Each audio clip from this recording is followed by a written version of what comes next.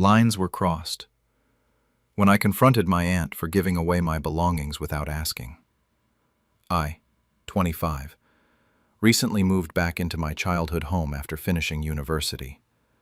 I thought it would be temporary, just a few months while I figured out my next steps and saved up some money. What I didn't expect was to walk into my old bedroom and find half my life missing. My Aunt Linda has always been close with my parents, especially my mom. She's 48, my mom's older sister, and she's always been the helpful one in the family, the kind of person who shows up unannounced to reorganize your pantry or volunteer you for things without asking.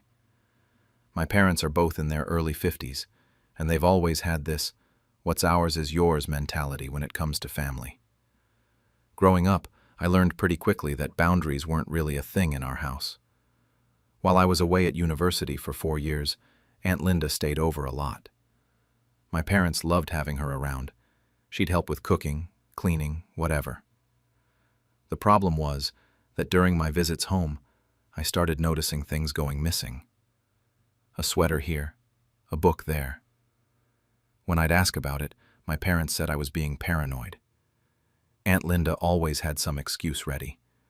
She thought I'd left things for donation, or I wasn't using them anyway, or she was just decluttering to help out. My parents ate it up. They thought she was being so generous with her time, so when I moved back home last month, I was actually excited to have my own space again. That lasted about 10 minutes. I opened my closet and entire sections were just gone. Not like I'd packed them away, completely empty. I checked my bookshelves, and boxes of books had vanished, including textbooks I still needed, and some of my favorites from childhood.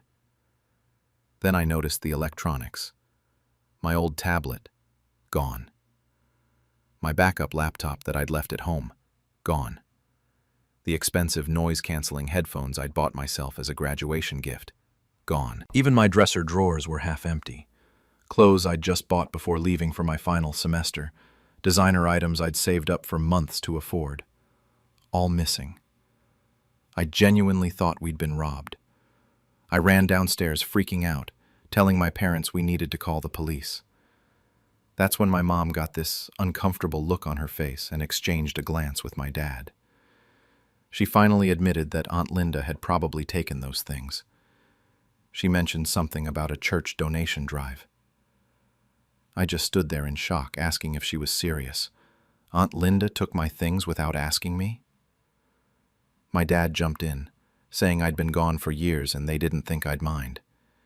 He said Aunt Linda had been helping keep the house organized, like that made it okay. I demanded to know exactly what was taken and where it all was now. My mom got defensive and said she didn't keep track of every little thing, that it was just stuff. She told me some items went to my cousins Maya and Josh, Aunt Linda's kids. That's when I remembered seeing Maya's Instagram post from a few days ago. She was wearing my leather jacket in it, the one I'd bought with my very first paycheck from my internship. I called Aunt Linda immediately, trying to stay calm. She had the audacity to act like she'd done me a favor, saying she figured I wouldn't need all those college things anymore since I was starting fresh. When I asked about the electronics specifically, she said Maya needed a tablet for school and Josh needed a laptop, and since I'd be starting my new job soon, I could afford to buy new things. They were struggling, apparently, so it was fine to just take mine. I pointed out that I hadn't even started the job yet, and I was completely broke. That's when her tone changed. She went off about how my generation thinks everything is mine, mine, mine, and that she'd raised me better than this. I lost it and told her she didn't raise me at all, and those were my things in my room. She hung up on me. I sat in my half-empty room, making a list of everything I could remember that was missing. Then I got a text from Maya saying she'd heard I was mad about some old stuff, and that Aunt Linda said I was being dramatic. That's when it hit me. My aunt had already started painting me as the villain to the whole family. I had no idea that asking for my own belongings back would turn me into the family's enemy. But that's exactly what happened next. The next morning, both my parents sat me down at breakfast for what they called a talk. They'd clearly been on the phone with Aunt Linda all night because they came in with a united front. My dad told me Linda was very hurt by my accusations and that she was just trying to help the family. My mom said Aunt Linda had been nothing but generous to us, and the least I could do was be grateful. When I tried to explain that these weren't donations but literally stolen property, my parents refused to even use that word. My dad said it wasn't stealing when it was family. That afternoon, Aunt Linda showed up at the house to clear the air. She brought Maya with her for backup. We all sat in the living room and it felt like an intervention, except I was the one being treated like I had a problem. Aunt Linda started crying immediately, saying she couldn't believe I thought she was some kind of thief and that she'd always treated me like her own daughter. Maya jumped in saying how hurtful this all was and that they thought I was cool. I stood firm and told them I wanted my things back, all of them, today. Aunt Linda said that was impossible. She claimed she didn't even remember everything she'd distributed. Some went to the church, some to Goodwill, some to people in need. When I brought up the expensive items and asked specifically about my laptop and tablet, she said Josh and Maya needed those for school, and I was just hoarding them. I reminded her that I was storing them in my room in my parents' house. That's when she dropped the real bomb. She said my parents had given her permission to take whatever she wanted. They'd agreed I had too much stuff. I turned to look at my parents and they both looked away. My mom said weakly that they thought I'd outgrown most of that stuff. My dad said Linda had asked permission. They'd said yes, and that was the end of it. I completely lost it. I started listing the most valuable and sentimental items. My grandmother's vintage scarf, a signed first edition book, the leather jacket, my expensive winter coat, jewelry. Aunt Linda's defense shifted into offense real quick. She said this was exactly what was wrong with me, that I was materialistic and ungrateful. She asked if I knew how much my parents had given me over the years, and said I couldn't even share a few things with my cousins. When I said sharing means asking first and called it theft again, she stood up and announced she wouldn't be called a thief in this house. She said clearly she wasn't welcome anymore, and started heading for the door. My parents actually begged me to apologize. I refused and said I wasn't apologizing for wanting my own property back. Aunt Linda turned at the door and said fine, she'd see what she could find, but not to expect her to have a relationship with someone so selfish.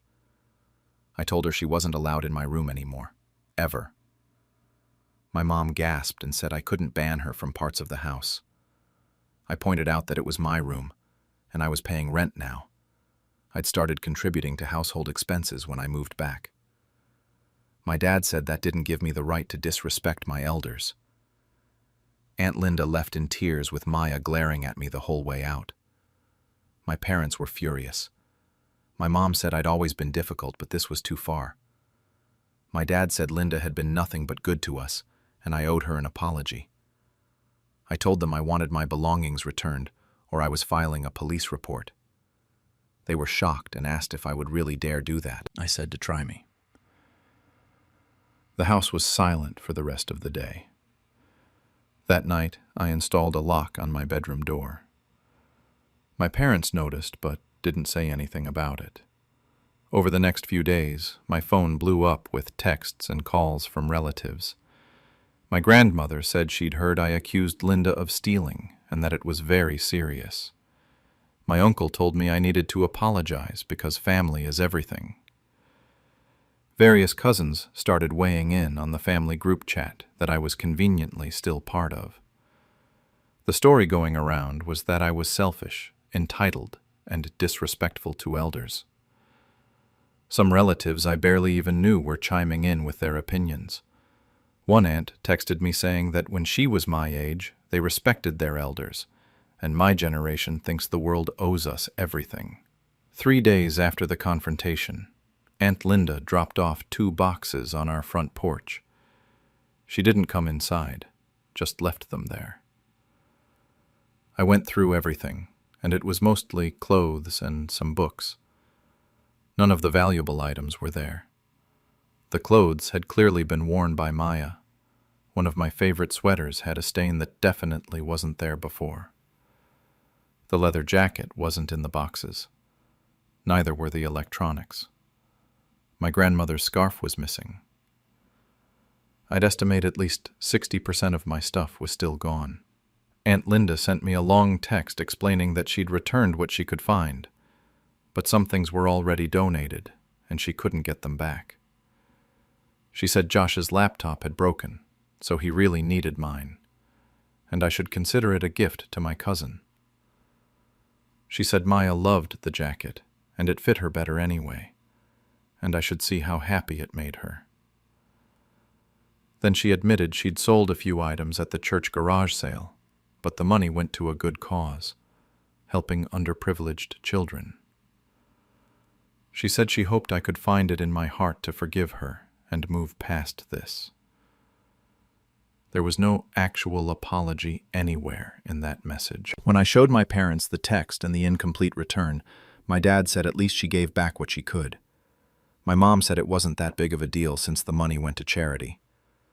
I pointed out that she sold my belongings without permission and kept my electronics. My dad said those kids needed them more than I did, and I was being selfish. My mom said this had gone on long enough, and I needed to apologize to Linda so we could all move on. I refused and said I wasn't apologizing when she stole from me, and they both enabled it. My mom told me she didn't know what to tell me, but that this rift in the family was my fault. 2 weeks after the confrontation, I realized my family would never see my side of this. In their minds, I was the villain for making drama over things. The boundary violation didn't matter to them. Keeping family harmony mattered more. I calculated the value of what was still missing, and it came out to somewhere between $2,000 and $3,000. I thought about small claims court, but I knew that would completely nuke every family relationship I had left. I started looking for my own apartment. A month later, I was scrolling through Facebook and saw photos from a church garage sale. I zoomed in on one photo and recognized several of my items on the tables. My grandmother's vintage scarf that Aunt Linda claimed she couldn't find had sold for $2. My signed first edition book went for $5. A designer purse I'd been saving for a special occasion sold for $10. The comments on the post were all praising Aunt Linda for her generous donations. I screenshot everything. I showed my parents the evidence and pointed out that she didn't just give things away, she sold them, and she did it before I even moved back home. My mom looked uncomfortable but said it was for charity. I told them she'd lied about not knowing where things were when she'd sold them weeks before I came home. My dad asked what I wanted them to do about it now, since it was already done. I said I just wanted them to acknowledge that what she did was wrong. My mom said fine, it wasn't ideal, but I was blowing it out of proportion. My dad said Linda always gets carried away trying to help, and I know how she is. That's when I realized they would never truly take my side. I moved out 3 weeks later into a small apartment with a roommate. My relationship with my parents is strained now. We talk, but it's all surface-level stuff. I haven't spoken to Aunt Linda in 3 months. My cousins blocked me on social media. Some extended family members still send passive-aggressive messages, though my brother and one cousin on my dad's side privately admitted I was right, but won't say so publicly. I still see Maya wearing my clothes in her Instagram posts sometimes. It stings every time. My parents keep asking when I'll get over it and come back to family dinners. Aunt Linda apparently tells people I cut off the family over nothing. I've started questioning myself about whether I was wrong to confront my aunt and demand my belongings back. I lost relationships over this. Some relatives won't talk to me anymore. But I also can't shake the feeling that those were my things, and I had a right to decide what happened to them. It wasn't just about the stuff. It was about respect, about being seen as a person with autonomy and boundaries. My parents still think I should just let it go. I've installed locks on my apartment door, and I don't leave anything valuable at their house anymore. I learned that family doesn't always mean safe, and sometimes the people who are supposed to protect you are the ones who enable others to hurt you. Edit. I later found out some of my things were sold at garage sales. My aunt insists it was for a good cause. My parents still say I should just let it go. I'm starting to wonder if I'll ever get through to them, or if I should stop trying. I don't know if I made the right choice. All I know is that I can't unsee what this situation revealed about my family, and I'm not sure where we go from here. Everything unraveled when I refused to include my stepfather in my wedding. Walked down the aisle. I, 27, sat across from my mother, 52, and my stepfather, Dan, 55, at their dining room table 3 months before my wedding. My binder was open between us, and we'd been going through ceremony details for about an hour. Flowers, check. Music, check. Seating chart, mostly done. I thought we were almost finished when my mom casually mentioned that Dan would wear a gray suit to match the groomsmen, since he'd be front and center walking me down the aisle. I just stared at her. I never agreed to that. I'd assumed they understood I had other plans, or at the very least, that they'd ask me first. I told them I wasn't having anyone walk me down the aisle. I was planning to walk alone. The room went silent. My mom's face did that thing where she smiles but her eyes don't, and she said we could talk about it, but that she'd already told several relatives that Dan would be doing it. Dan jumped in immediately, asking after everything he'd done for me, this was how I was going to repay him. I need to back up and explain how we got here. My biological father died when I was 15. Car accident, completely sudden. It destroyed me. My mom started dating Dan less than a year later, and they got married when I was 17. He moved into our house, the house I grew up in with my dad, and immediately tried to take on this father role I never asked him to fill. I was polite, I was respectful, but I kept my distance. He wasn't my father. He was never going to be. Dan's always been controlling about it too. He'd insist on father-daughter dances at family events, introduce himself as my dad to my friends, get visibly upset when I didn't call him Dad. I never did, by the way. I call him Dan. My Uncle Mike, my dad's younger brother, has been in my life this whole time. He's 48, looks exactly like my dad, and keeps his memory alive. He's the one I actually wanted to ask. So back at the table, I tried explaining that it wasn't personal. I just wanted to honor my father's memory. Maybe have Uncle Mike walk me instead. Dan lost it. He actually raised his voice and said my uncle was some guy who shows up twice a year, while he's been the one who's actually been there. He started listing everything. How he paid for my college textbooks, taught me to drive, walked me at my high school graduation. My mom started crying, saying I was being ungrateful and selfish, that I was ruining everything. I grabbed my wedding binder and left. I was shaking the entire drive home. That evening, my fiancé James, 29, tried to be supportive, but I could tell he was worried about the family drama this would cause. He was right to worry. My phone started blowing up almost immediately. Texts from my mom, my aunt, cousins I barely talked to. My mom's text said I'd broken Dan's heart, and she hoped I was proud of myself. I lay awake that night staring at the ceiling, wondering if I was being unreasonable. It's just one walk down an aisle, right? But then I'd think about my dad, and how much I still miss him. And I knew I couldn't do it. I couldn't let Dan replace him, not even symbolically, not even for one moment. The next few days were brutal. I got calls from what felt like every family member who had my number. My aunt, my mom's sister, asked if I could just compromise and let them both walk me.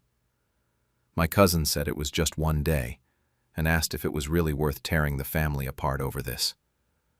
My mother left a voicemail that was so cold and distant, saying we needed to talk when I was ready to be reasonable.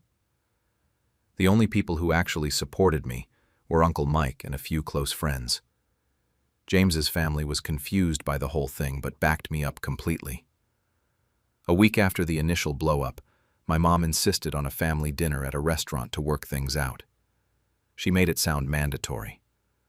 I brought James for backup, which turned out to be a good call. Dan and my mom showed up with actual typed talking points. I'm not kidding. Dan had printed out a list. He went through his whole perspective, how he'd sacrificed everything, raised me like his own daughter, and deserved this honor. He brought up specific examples again. The college textbooks, teaching me to drive, being there at my high school graduation when my dad couldn't be. My mom did her guilt trip routine about how my father would want me to accept the family I have now, not cling to the past. That's when I snapped. I told them not to dare tell me what my dad would want, and that my mom had barely waited a year before moving on. The table went completely silent. My mom's face went white, then red. Dan threw his napkin down and said he'd had enough of my disrespect. I stood my ground and told them I was walking down the aisle with Uncle Mike, and that was final. Dan said if that's how it was going to be, he wasn't coming to the wedding. He wouldn't sit there and watch me humiliate him in front of everyone. My mom looked right at me and said if Dan wasn't coming, she wasn't either. She told me to choose wisely. I just said I already had. Then I got up and left with James. My hands were shaking, but I felt strangely calm. The fallout was immediate. My mom sent me this long email detailing every way I'd apparently failed as a daughter. Some relatives took her side. Others quietly reached out to say they supported me but didn't want to get involved publicly. I called Uncle Mike that night and asked him if he'd walk me down the aisle. He actually started crying and said it would be an honor, that my dad would be so proud of me. For the first time since this whole thing started, I felt peace with my decision. But the silence from my mother was deafening. No calls, no texts, nothing. It was like I'd ceased to exist to her. 2 months before the wedding, I still hadn't heard from her. She blocked me on social media. I sent her a formal wedding invitation anyway, just to say I'd tried. No response. Some extended family members quietly confirmed they were still coming. Others sent regrets, and I knew exactly why. My bridal shower ended up being smaller than I'd planned, but everyone there actually wanted to be there. That counted for something. My mom's best friend Carol reached out about a month before the wedding. She took me for coffee and admitted my mom was being ridiculous. She explained that my mom has always been terrified of being alone, which is why she clings to Dan the way she does. Then Carol said something that actually helped. She told me my mom has always felt guilty about moving on so fast after my dad died, and she's defensive about it. Carol couldn't make my mom see reason, but she wanted me to know that someone understood. It didn't fix anything, but at least it gave me some context. The final weeks before the wedding were a blur of dress fittings and last-minute planning. Still no word from my mother. James asked if I wanted him to try reaching out to them, but I said no. Uncle Mike came to the final rehearsal and walked me through the ceremony. I completely broke down crying and told him I wished my dad was there. He said my dad is in me, and that he'd tell me the same thing Uncle Mike was telling me, to live my truth. Days before the wedding, I found a card that had been slipped under my apartment door. It was from my mother. She wrote that she wouldn't be there, and that I should understand this was my choice, not hers. She said I'd chosen a dead man over my living family. I kept the card. I don't know why. I felt numb reading it rather than hurt. I think I'd finally realized she'd made this entire thing about control, not love. The wedding day came. Uncle Mike walked me down the aisle, and I felt my dad's presence the entire time. The celebration was smaller than I'd originally planned, but everyone there genuinely wanted to celebrate with us. During the reception, Uncle Mike gave a toast and told a story about my father, about how stubborn and principled he was. He said I was just like him, and he had tears in his eyes. I looked at the empty seats where my mother and Dan should have been sitting. I felt sad, but I didn't feel regret. We've been back from our honeymoon for a few weeks now. My mother still hasn't reached out. It's been 3 months of complete silence. Some family members have quietly reconnected with me. Others haven't, and I guess they won't. I saw photos on Facebook of my mom and Dan at someone else's event recently. They looked happy, completely unbothered. It hit me that they'd moved on without me just as easily as I'd apparently moved on without them. So that's where things stand. Part of me feels free for the first time in years. Another part wonders if this will be permanent, if I've really lost my mother over this. Uncle Mike and I have dinner every week now. My husband tells me he's proud that I stood my ground. Most days I'm proud too. Some days I'm not sure. I guess I'll never really know if I made the right choice, but it's the choice I made, and I have to live with it. Everything fell apart after I exposed my cousin for faking a cancer diagnosis to get family money. I, 35, have always been the family skeptic. My cousin Maya, 32, has always been the opposite, the attention seeker who turned every minor inconvenience into a tragedy. When she got laid off from her retail job 2 years ago, it became workplace abuse. When her boyfriend broke up with her last year, she posted on Facebook that she almost died from heartbreak and had to be rushed to the ER for chest pains. It was a panic attack. The family always rallied around her, and I was always the one rolling my eyes in the corner. 3 months ago, Maya posted in our family group chat that she'd been diagnosed with late-stage ovarian cancer. The chat exploded. Within an hour, there were over 100 messages, prayers, crying emojis, offers to help with anything she needed. My Aunt Linda, her mom, set up a GoFundMe the next day. The goal was $50,000 for experimental treatments that supposedly weren't covered by insurance. I felt guilty for my immediate skepticism, so I donated $500. Other family members gave anywhere from $100 to $5,000. My Uncle Joe even took out a loan to give her $10,000. But the red flags started immediately. Maya never posted hospital photos, claiming she was too sick to document it. She looked completely healthy, hair still thick, no weight loss, skin glowing. When people asked about treatment details, she was vague. It's complicated. The doctors are still deciding. She never mentioned a specific hospital or oncologist.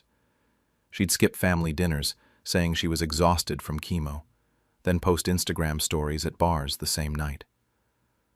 2 months in, I ran into her at the grocery store.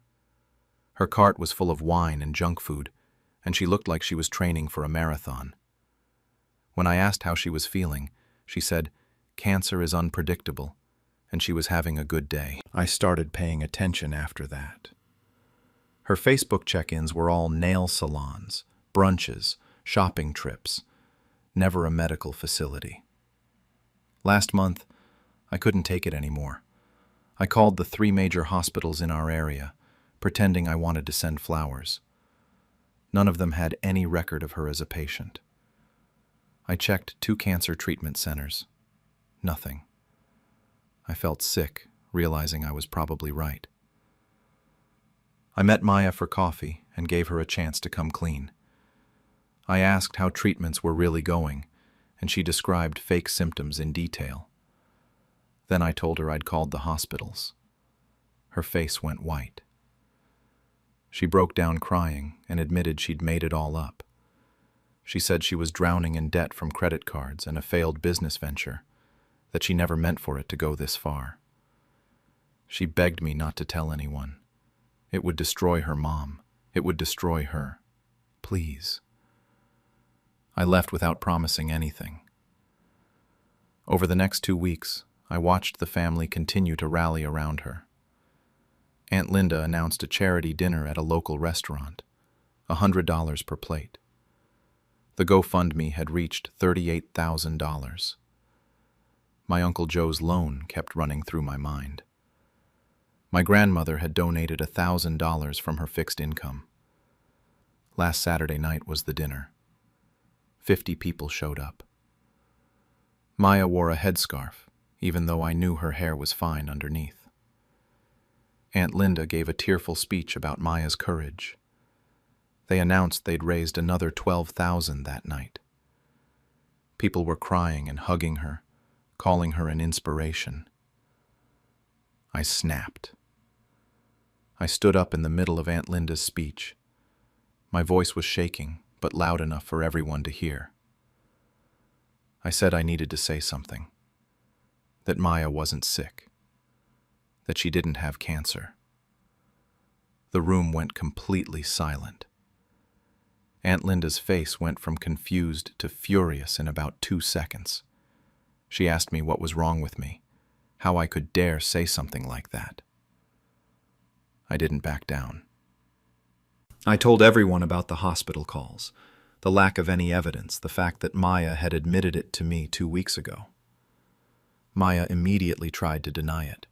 She said I was lying, that I'd always been jealous of her, that I was trying to ruin her life. But her voice cracked when she said it. Uncle Joe stood up and demanded she prove it. Show hospital records, doctor's notes, anything. Maya's boyfriend Mark looked completely blindsided. He asked her what I was talking about. The room erupted. Half the family started shouting at me, calling me cruel and jealous.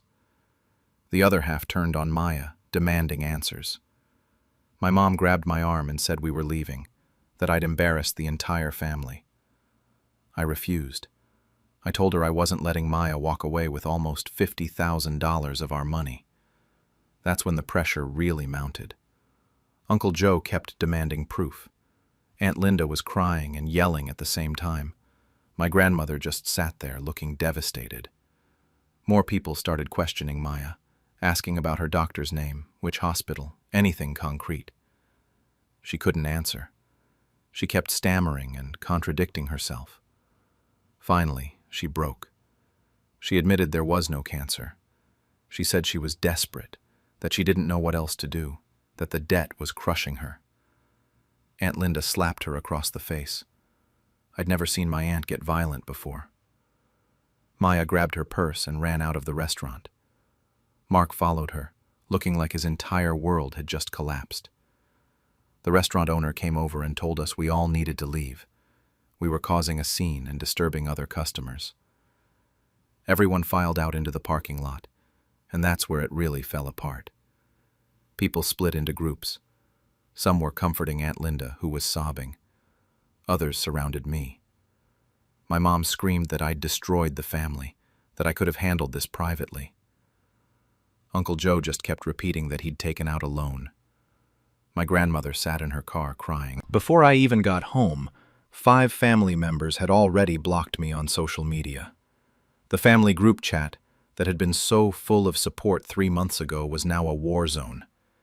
People were taking sides, posting long messages about loyalty and betrayal and cruelty. Some thanked me for exposing the truth. Others said I was worse than Maya for humiliating her publicly. I barely slept that night. My phone wouldn't stop buzzing with texts and calls. Half were people calling me a hero. The other half were people calling me a monster. My mom sent one message before she went to bed. You were right about the lie, but wrong about the method. I need space. The next morning, the family group chat had 57 unread messages. The family had split into 3 camps. Team Maya was led by Aunt Linda and included 4 other relatives who thought I was cruel and that Maya needed therapy, not public humiliation. Team Me was Uncle Joe and 6 others who thanked me for exposing the truth and demanded Maya return the money. Then there were 5 relatives who refused to pick sides and just kept posting about wanting peace. My mom wasn't speaking to me at all. Maya had deactivated all her social media. 3 days later, Uncle Joe threatened legal action to get his $10,000 back. GoFundMe froze the account pending investigation. Several donors who weren't family started demanding refunds. Aunt Linda made excuses for Maya, saying she'd already spent most of the money on debt, and there was nothing left to return. I contacted GoFundMe directly with screenshots of Maya's admission and the hospital records search. They started processing refunds. My phone wouldn't stop. Some relatives called me a hero. Others called me a monster. 1 week after the dinner, my grandmother called. Her voice sounded so tired. She said she understood why I did it, but asked if it had to be like that. That conversation hurt worse than all the angry ones combined. My mom finally texted me saying I was right about the lie but wrong about the method, and that she needed more space. Maya's boyfriend Mark reached out privately. He thanked me and said he'd broken up with her. He felt like a complete idiot for not seeing it. I actually felt bad for him. He'd been buying her gifts and taking time off work to drive her to fake appointments.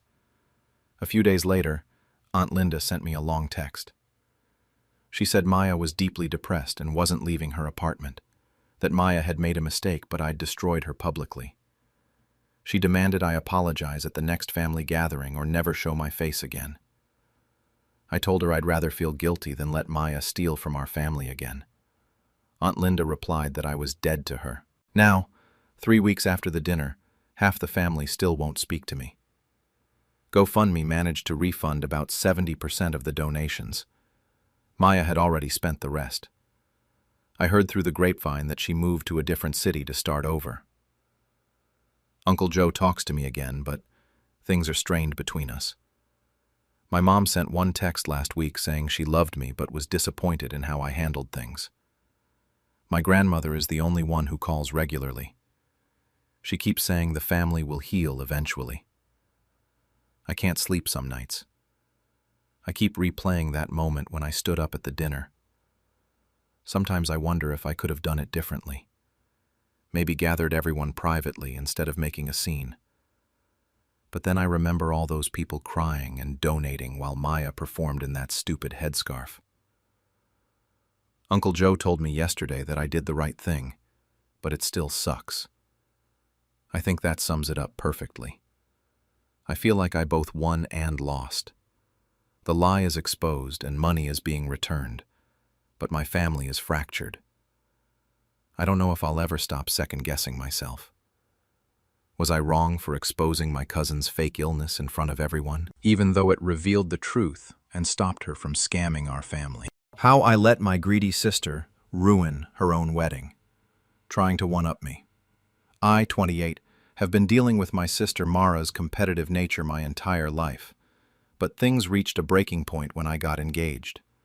Mara is 30, and for as long as I can remember, she's turned everything into a competition.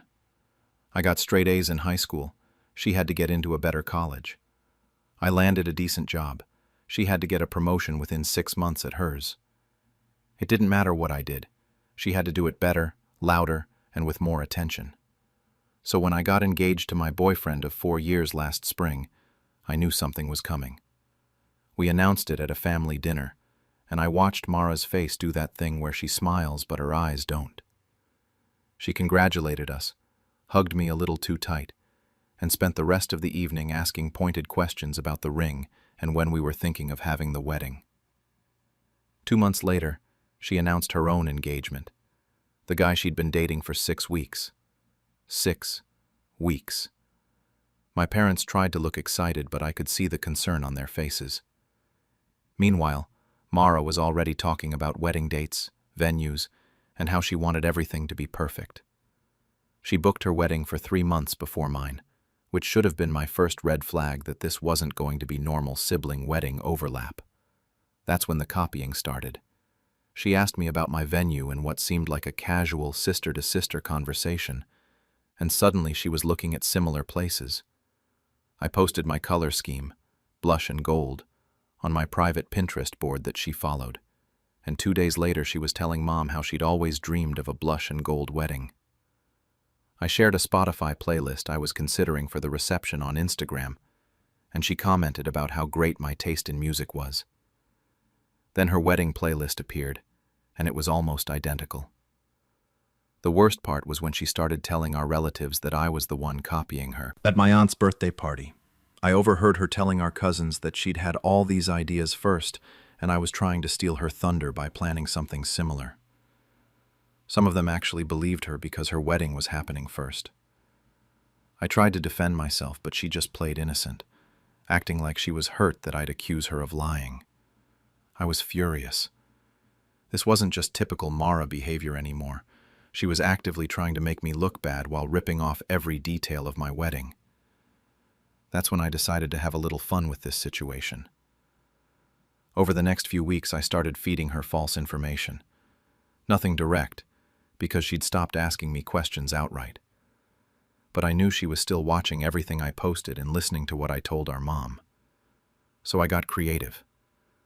I mentioned in the family group chat that I was considering neon centerpieces for a pop of color. I posted on Instagram about how I was loving the rustic farm aesthetic lately. I told my mom, knowing full well she'd repeat it to Mara, that I was thinking about burlap table runners and mason jars for that homey feel. Every single time, Mara took the bait. She started bragging to family members about her original farm-to-table rustic theme and how she was perfecting the vision that I'd only thought about attempting. I kept dropping hints for weeks.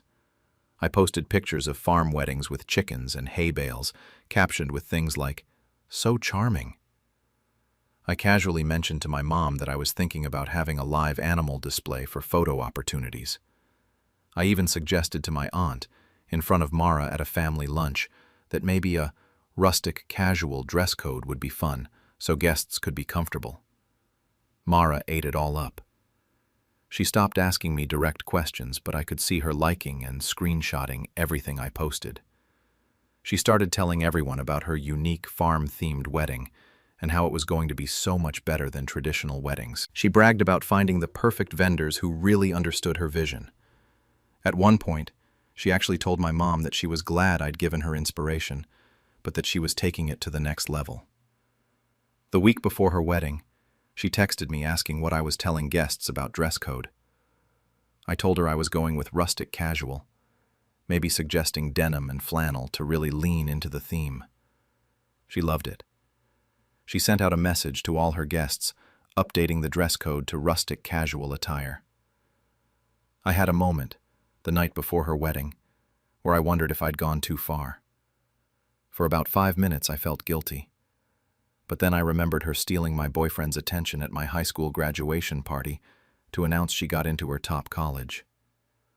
I remembered her taking credit for my work project at her company event when she worked at the same firm as me briefly. I remembered every single time she'd made my achievements about her competition. The guilt disappeared pretty quickly. Her wedding day came and I showed up with my parents and our aunt. The venue was this really nice ballroom that her fiancé's parents had helped book. Very elegant, very formal, which made what I saw inside absolutely insane. There were neon pink and orange centerpieces on every table, clashing horribly with the cream and gold decor of the venue. Burlap was everywhere, wrapped around chairs, used as table runners, even draped on the walls. Every table had mason jars as drinking glasses, which looked completely out of place in this fancy ballroom. And in the corner of the reception space, I kid you not, there was a penned area with live chickens. For the farm aesthetic. The guests looked confused. About half had shown up in denim and flannel because of her dress code message, but the other half were in suits and cocktail dresses because the invitation had originally said semi-formal. Mara was in her wedding dress trying to act like everything was perfect, but I could see the panic in her eyes. Then, her future in-laws arrived. They walked in wearing formal evening attire, and I watched the mother-in-law's face go from excited to horrified in about 3 seconds. They stood near the entrance, looking around like they'd walked into the wrong wedding. The father-in-law found Mara, and I saw him talking to her with this tight expression on his face. She was gesturing around, trying to explain, but he didn't look happy. During the reception, the in-laws barely touched their food. They sat at their table looking miserable, and I heard the mother-in-law ask someone why there were farm animals at a ballroom wedding. They left before the cake was even cut, making some excuse about not feeling well. The groom looked humiliated, and Mara spent the rest of the reception trying to pretend everything was fine while obviously falling apart. I kept a straight face the entire time and left with my family without saying a word about any of it. 2 days after the wedding, Mara called me absolutely hysterical. Her in-laws were refusing to pay their portion of the wedding costs. They'd promised to cover half, which was over $20,000, and now they were backing out completely. Apparently, Mara had told them it was going to be an elegant garden party type of wedding, and they felt completely blindsided by the farm-themed disaster. They were furious about what they called a bait and switch, and her new husband was caught in the middle of it all. Then Mara turned on me. She started accusing me of sabotaging her, saying I'd deliberately given her terrible ideas, knowing she'd use them. I played dumb and asked her what she was talking about. I told her I'd never actually planned any of that stuff for my own wedding. I was just sharing random ideas I'd seen online. She couldn't prove anything, because admitting she'd been copying me meant admitting she'd lied to everyone about me stealing her ideas first. Within a week, our relatives started putting the pieces together. My aunt asked why Mara's wedding had looked so different from what she'd been describing for months. Some cousins remembered Mara claiming I was copying her, but my Pinterest board was still public and showed a completely different aesthetic. Classic and elegant, nothing remotely farm-themed. People started asking Mara why she'd accused me of copying when our weddings looked nothing alike. My aunt eventually asked me directly if I'd fed Mara fake information on purpose. I admitted I might have mentioned some ideas I wasn't seriously considering, but I never told her to actually use any of it. Some family members thought it was hilarious and that Mara had it coming. Others, including my mom, thought I'd crossed a line and been cruel. Mara hasn't spoken to me in almost a month now. She blocked me on everything and has been avoiding family gatherings. I heard from my mom that her marriage is already rocky because her husband is embarrassed about the whole thing and frustrated about the debt they're in. His family still won't talk to her much. My own wedding is 2 months away now, and I haven't received an RSVP from Mara. My parents keep pressuring me to apologize and make things right before my big day. My fiancé thinks this whole situation is ridiculous and that I should just say sorry so we can move on and have a drama-free wedding. But honestly, part of me feels like Mara finally got what she deserved after spending nearly 3 decades making everything a competition. I'm not going to lie. I don't feel as victorious as I thought I would. Family dinners are awkward, and I can see the disappointment in my mom's eyes. Sometimes I wonder if I should have just been the bigger person and let her copy whatever she wanted.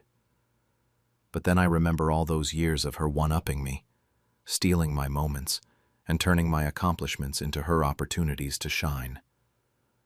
So here I am, 8 weeks away from my own wedding, with half my family thinking I'm a genius and the other half thinking I'm cruel.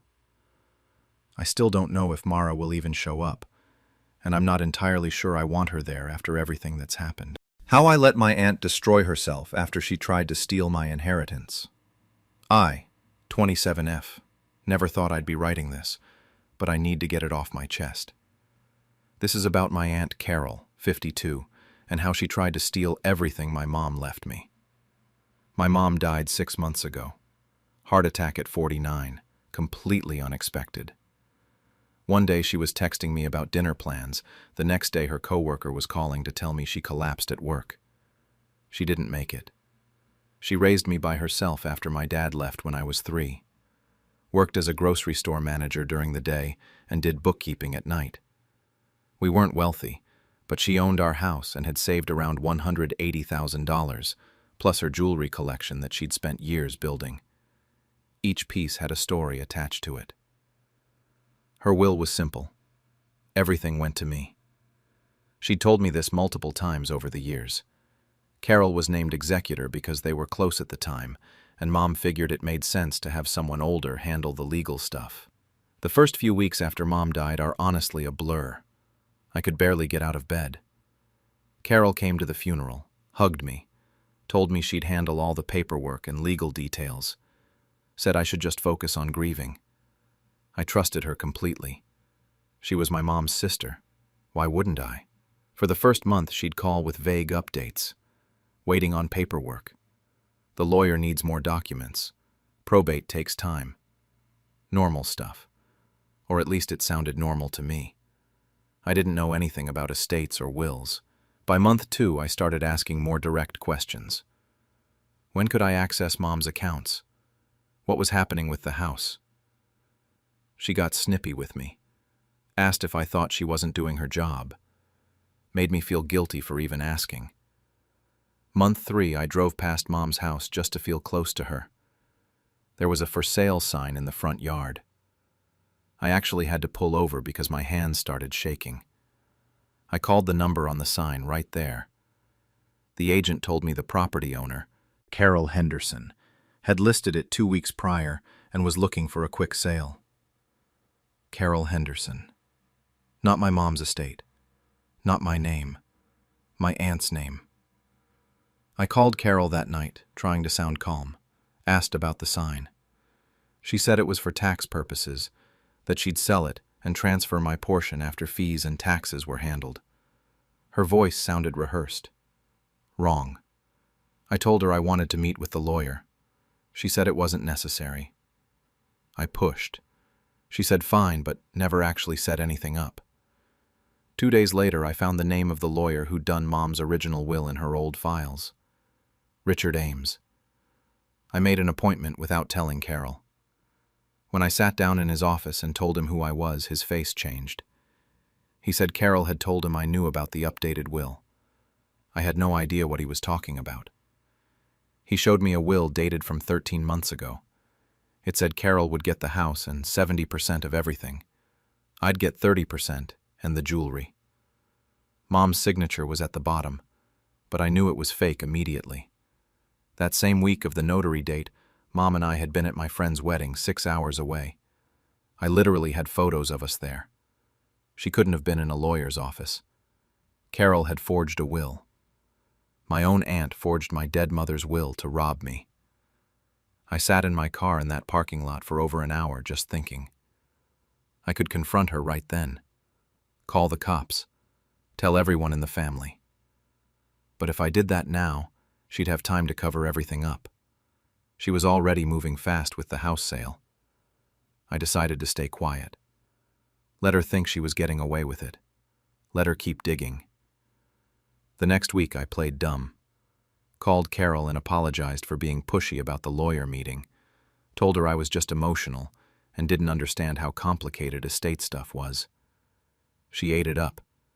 Said she forgave me and that everything would be sorted out soon. Meanwhile, I was collecting everything I could find. I went back to Mr. Ames and asked for copies of both wills. The original from 5 years ago, and the forged one. He seemed uncomfortable but handed them over. I think he suspected something was off but didn't want to get involved. I compared the signatures under a lamp with my phone's flashlight. They looked similar, but the pressure was different. Mom always signed with this specific loop on the L in her last name. The forged one had it, but it was slightly off. Too perfect almost, like someone had traced it. Then I checked the notary stamp. I Googled the notary's name and found out she worked at the same hospital as Carol. They were co-workers. I saved screenshots of the hospital directory showing both their names. I also pulled my phone records and found texts between me and Mom from that exact weekend of the supposed will signing. We'd sent each other probably 30 messages from the wedding. Photos of us together, with timestamps and location data still embedded in the files. Carol had been sloppy. She probably thought I'd never question anything or that I wouldn't know how to check. I made copies of everything, kept one set at my apartment, gave another set to my best friend to hold, and uploaded everything to a cloud drive. 2 weeks later, Carol called sounding excited. Said she had a buyer for the house and they were moving fast. Closing would be in 3 weeks. She mentioned she'd be filing the will with probate court the following Monday to finalize everything. That's when I knew it was time. The Friday before she planned to file, I drove to the county courthouse. I brought every piece of evidence I'd collected. The original will, the forged will, the phone records and photos proving Mom was out of state when she supposedly signed the new will, the notary connection to Carol, screenshots of the house listing under Carol's name. Everything. I asked to speak to someone in the probate division. They connected me with a clerk who then got a supervisor. I laid it all out on the desk in front of them. The supervisor's expression went from skeptical to serious in about 5 minutes. She made copies of everything and told me they'd flag the estate case. Said that if Carol tried to file the fraudulent will, it would trigger an immediate investigation. I asked what would happen to Carol. The supervisor said that depended on what the investigation found, but will forgery was a felony. If the evidence held up, criminal charges were likely. I left the courthouse feeling like I might throw up. This was really happening. I was about to blow up my aunt's entire life. But she'd tried to steal from me. From my dead mother. She'd looked me in the eye while I was grieving and lied over and over. Monday came. I didn't hear anything all day. Tuesday morning, my phone rang from a number I didn't recognize. It was a detective from the county fraud division. He said Carol had attempted to file the forged will and had been arrested at the courthouse. They needed me to come in and give a formal statement. It was done. She'd walked right into it. The fallout happened faster than I expected. Carol was charged with forgery, fraud, and theft. The nursing board opened an investigation into her conduct because apparently forging legal documents violates their ethics standards. She got suspended immediately pending the outcome of the criminal case. My extended family found out within days. Carol's husband called me screaming that I'd destroyed his wife over a misunderstanding. Said I should have just talked to her instead of going to the police. I told him I never went to the police first. I just provided evidence when she tried to file a fake will. He hung up on me. Most of the family took Carol's side at first. I got messages saying I was cruel and vindictive, that Mom would be ashamed of me for doing this to her sister. My cousin told me I was tearing the family apart over money. But then the court documents became public record. Someone got access to them, and suddenly everyone could see the evidence. The forged signature, the fake notary date, the house listed under Carol's name, the timeline that proved Mom couldn't have signed the will. The messages stopped. A few family members apologized. Most just went silent. Carol's trial was 4 months later. She took a plea deal to avoid prison time. Got 3 years probation, had to pay restitution for all the legal fees and executor fees she'd already taken from the estate, and her nursing license was permanently revoked. The house sale fell through, obviously. I inherited everything exactly as Mom's original will stated. The house, the savings, the jewelry, all of it. I should feel relieved, but mostly I just feel tired. I moved into Mom's house last month. It needed work, but it's mine now. Sometimes I sit in her bedroom and try to feel close to her, but it just makes me sad. Carol sends me messages every few weeks, long paragraphs about how I ruined her life over a misunderstanding, how she was just trying to help manage everything and made a mistake with the paperwork, how she'll never work as a nurse again, and it's my fault. I don't respond anymore. At first I tried to explain that forging an entire will isn't a paperwork mistake, but she just kept twisting everything. Now I just delete the messages. Her husband divorced her 6 months after the plea deal. I heard through family that she's working retail now and living in a small apartment. Part of me feels bad. She lost everything.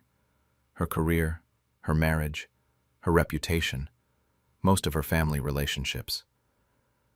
But then I remember sitting in that lawyer's office, realizing my own aunt had forged my dead mother's signature to steal from me. I remember the months of lies while I was grieving. I remember her putting Mom's house up for sale under her own name like I didn't even exist. I didn't ruin her life. She did that herself.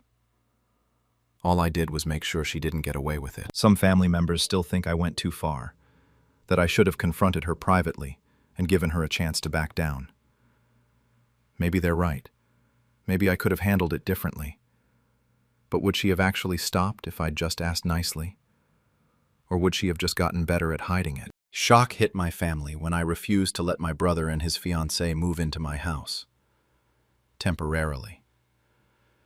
I'm 29 years old, and my younger brother Jason is 26. His fiancée Ashley is 25.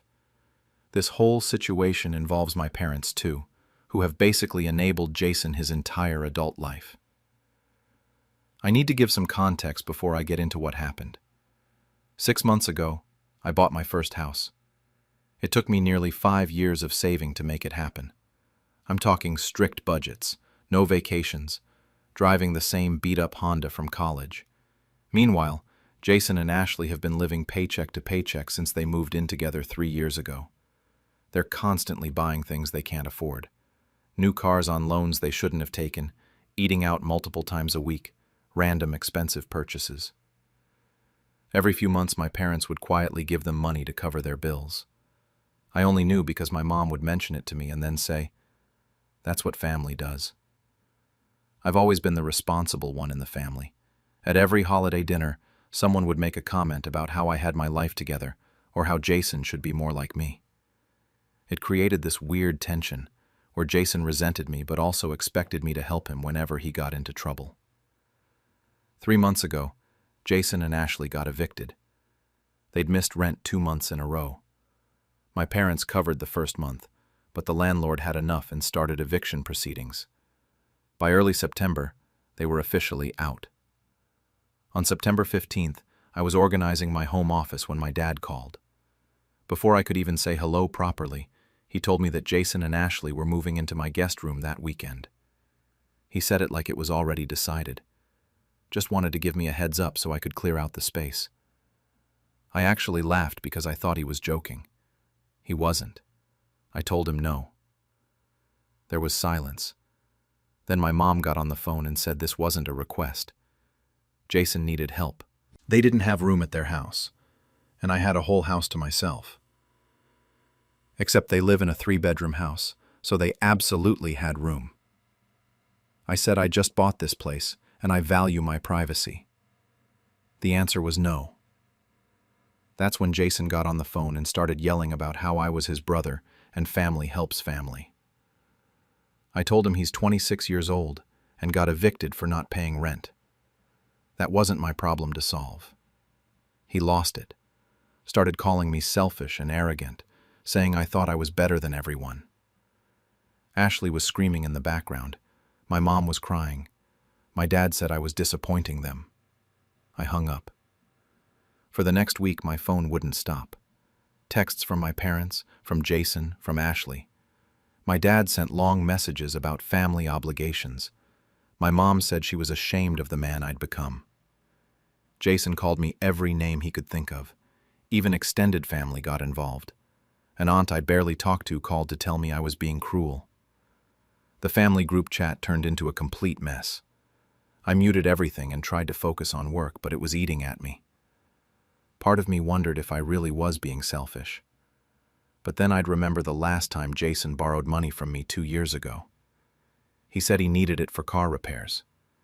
He used it for a weekend trip with Ashley instead and never paid me back. A week and a half after that phone call, my parents invited me to dinner. My mom said they just wanted to talk. I agreed because I wanted this whole thing resolved. I should have known it was an ambush. I got to their house on a Tuesday evening, and Jason and Ashley were already sitting at the dining table. The second I walked in, I knew I'd been set up.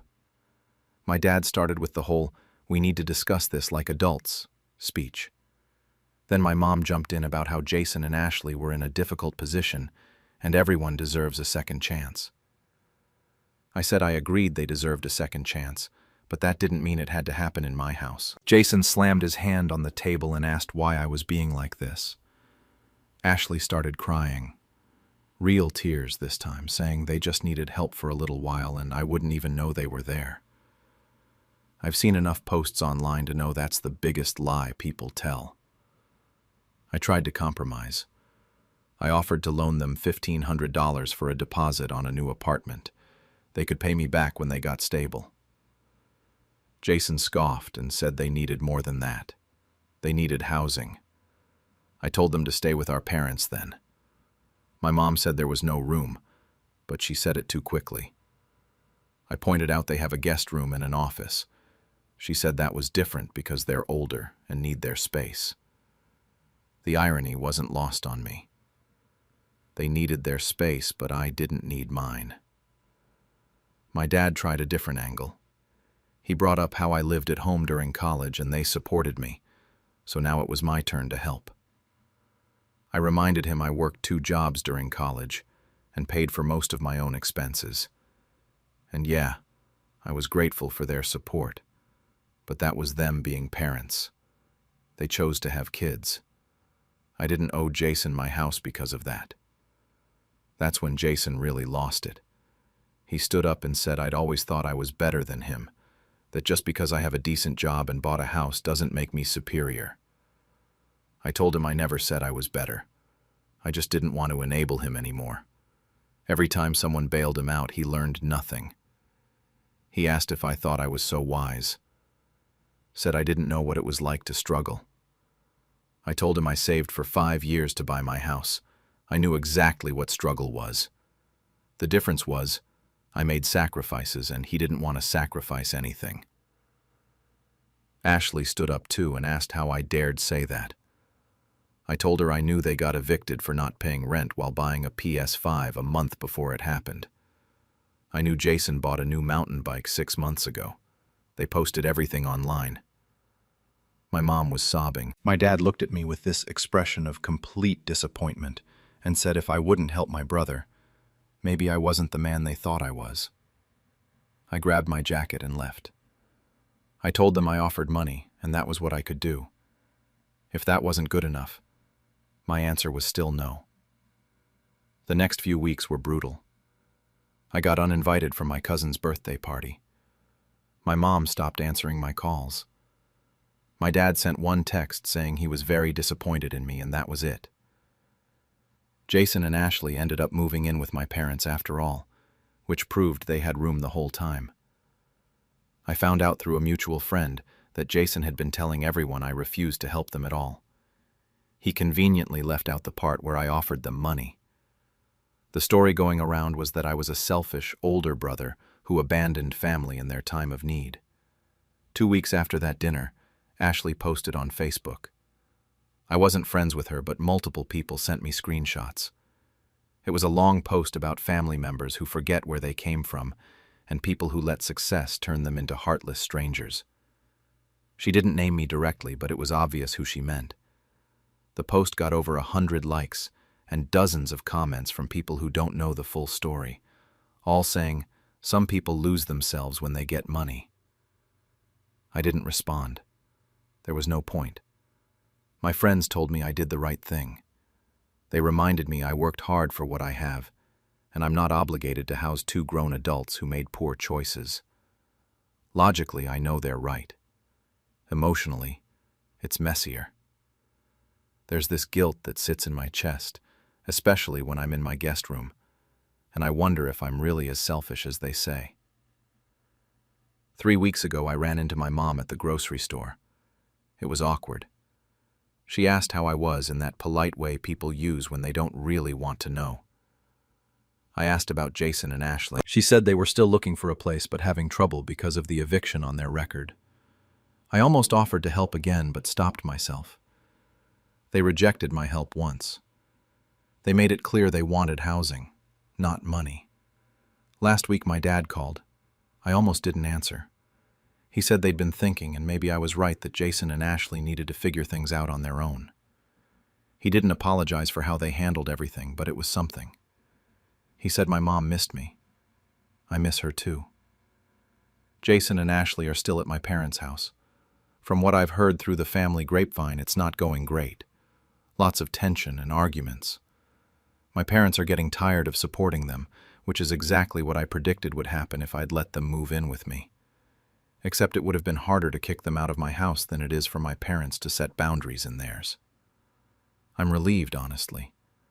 My house is peaceful.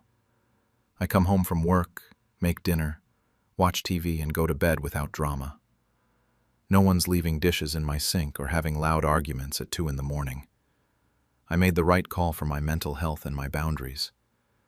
But I'd be lying if I said it doesn't bother me that half my family thinks I'm a terrible person. I'd be lying if I said I don't wonder sometimes if there was a better way to handle it. Right now I'm stuck between relief that I held my boundary and guilt that I didn't do more for family. Tensions exploded when I declined to move back home to care for my aging parents. I'm 38, and I'm dealing with what's probably the biggest family mess of my life. It involves my parents. Dad is 67 and Mom is 64, and my 2 younger siblings, my brother Kevin, 35, and my sister Rachel, 32. I live about 4 hours away in the city with my wife Hannah, 36, and our 2 kids who are 8 and 5. Kevin and Rachel both still live in our rural hometown, within 20 minutes of our parents' house. About 8 months ago, Dad had a stroke. It wasn't severe enough to completely wreck him, but it left him with limited mobility on his left side and some memory issues. Since then, Mom's been his primary caretaker, and it's been destroying her.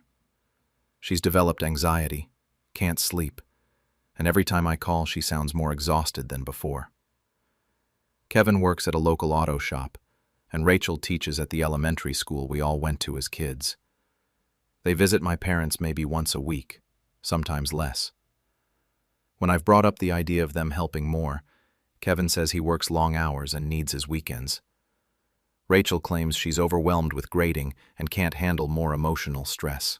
Meanwhile, I've been driving down twice a month and staying the whole weekend to help with appointments, groceries, and house maintenance. 3 weeks ago, Mom called and said we needed a family meeting about Dad's care. I thought we'd be discussing a schedule or maybe part-time nursing help. I was completely wrong. I drove down on a Saturday morning and everyone gathered in my parents' living room. Mom looked like she'd been crying before I even got there. Dad was in his recliner, unusually quiet. Kevin and Rachel sat on the couch looking uncomfortable. Mom started talking, but within 2 minutes she was in tears, saying she couldn't do this alone anymore. Then Kevin jumped in with what I can only describe as an ambush. He said they'd been talking and thought I should move back home. I actually laughed because I thought he was joking. Nobody else was laughing. Rachel backed him up, saying I was the most financially stable and could work remotely. She added that Hannah doesn't work, so she could help with Mom and Dad during the day. My stomach dropped when I realized they were serious. Mom said I was the oldest and it was my responsibility, that they raised me to understand family duty. I tried explaining that I have my own family, that my kids are in school, that Hannah's entire support system is in the city, that my job isn't fully remote. Kevin just shrugged and said we all make sacrifices for family. That's when it hit me what they were really asking. They wanted me to uproot my entire life, pull my kids out of school, and force my wife to leave everything, all because my siblings who lived 20 minutes away couldn't be bothered to step up. I suggested hiring a caregiver and said I could help pay for it. Mom's face twisted like I'd just suggested abandoning them. She asked if I wanted strangers taking care of Dad, if I wanted to throw money at the problem instead of being there myself. The room exploded. Rachel called me selfish. Kevin said I'd always thought I was better than everyone. Mom cried that she must have failed as a mother if her own son would abandon her. I kept trying to explain that I could contribute financially and visit more often, but every word made things worse. Mom said love can't be outsourced and asked what happened to me. Kevin smirked and said now they knew where they stood with me. The argument went on for another hour, and nothing I suggested was good enough. The argument dragged on for another hour, and I kept trying to find middle ground, but everything got shot down. Hiring help was insulting. Having them move closer to me was ridiculous. Setting up a rotation schedule between the 3 of us wasn't enough. What they wanted was clear. for me to move back permanently and take over everything. Nothing else would work. Rachel couldn't believe I was being so stubborn. She said Mom and Dad took care of us our whole lives, and now it was our turn. I emphasized that it should be all three of us, not just me. Kevin scoffed and said I was the one with the resources, told me to stop acting like this was impossible. I shot back that I was being asked to give up my entire life. That set Mom off. She asked what about their lives? What about Dad who can't even dress himself anymore? What about her not sleeping through the night for months worrying he'll fall? But sure, let's talk about how inconvenienced I'd be.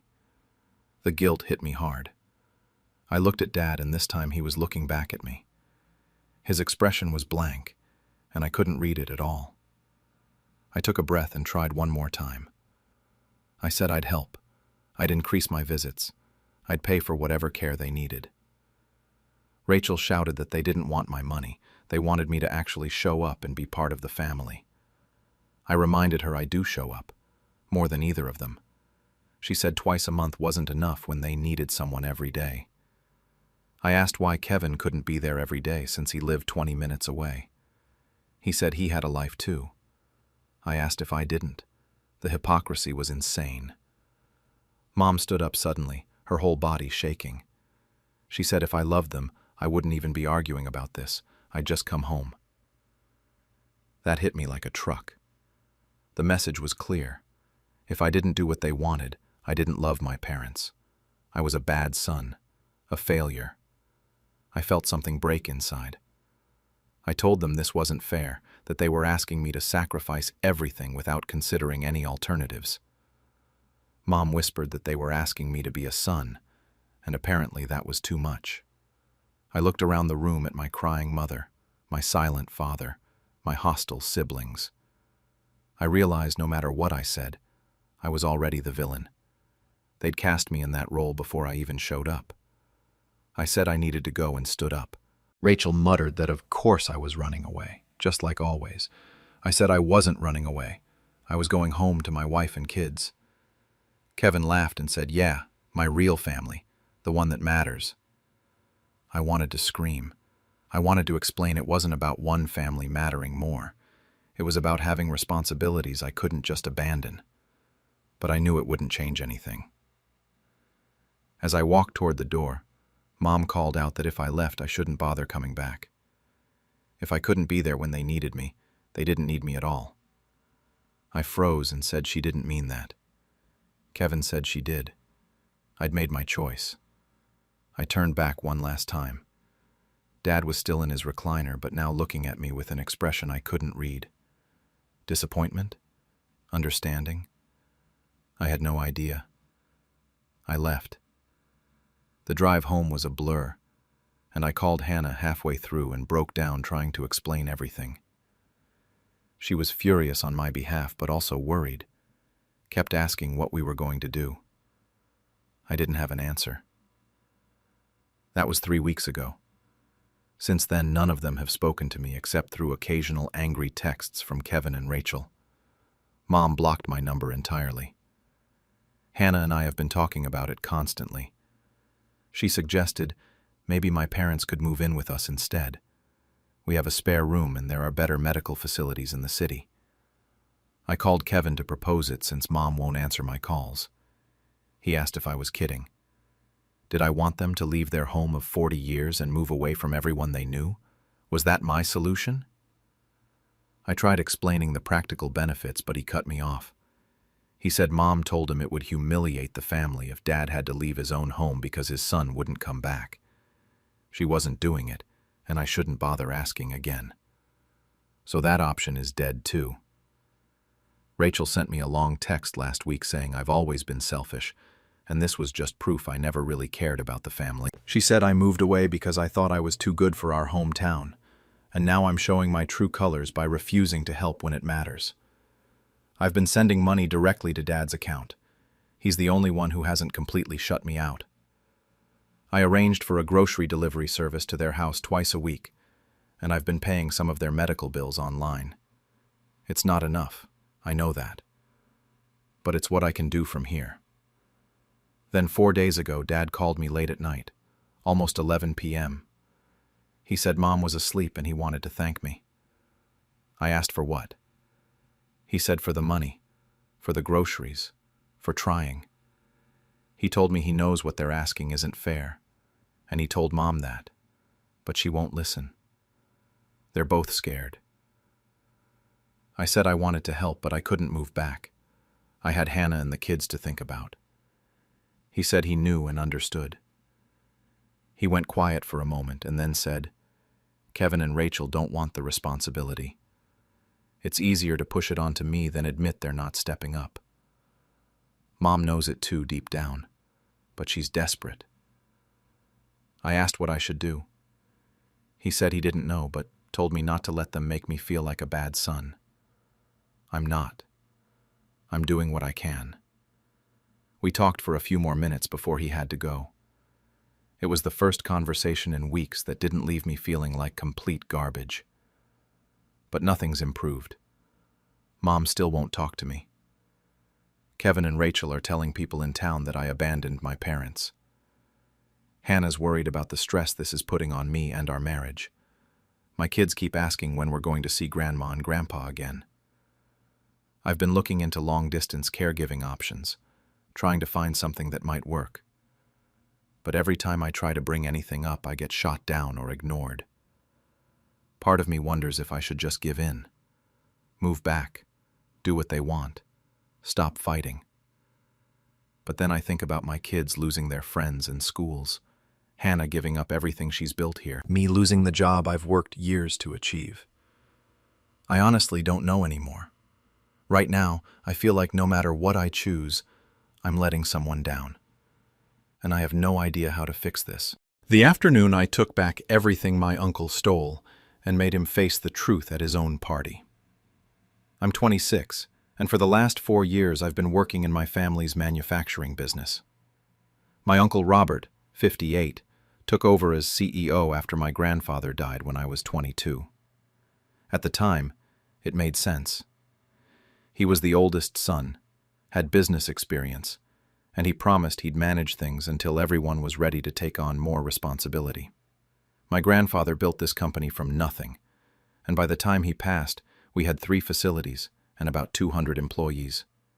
The business was supposed to support the whole family, my mom, my 2 aunts, Robert, and eventually us grandkids who wanted to be involved.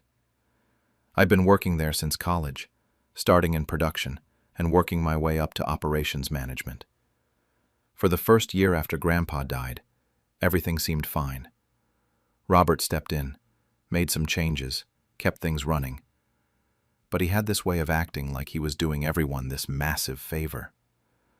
Family dinners became these performances where he'd go on about the sacrifices he was making and how hard it was to keep the ship afloat. The first time I noticed something off was about 18 months after he took over. I was reviewing supplier invoices and couldn't find matching payment records for several large orders. When I asked our accountant about it, she got weird and defensive, saying Robert handled those directly. I figured it was just a filing issue and let it go. Then I started seeing other things. Company funds being moved around without explanations.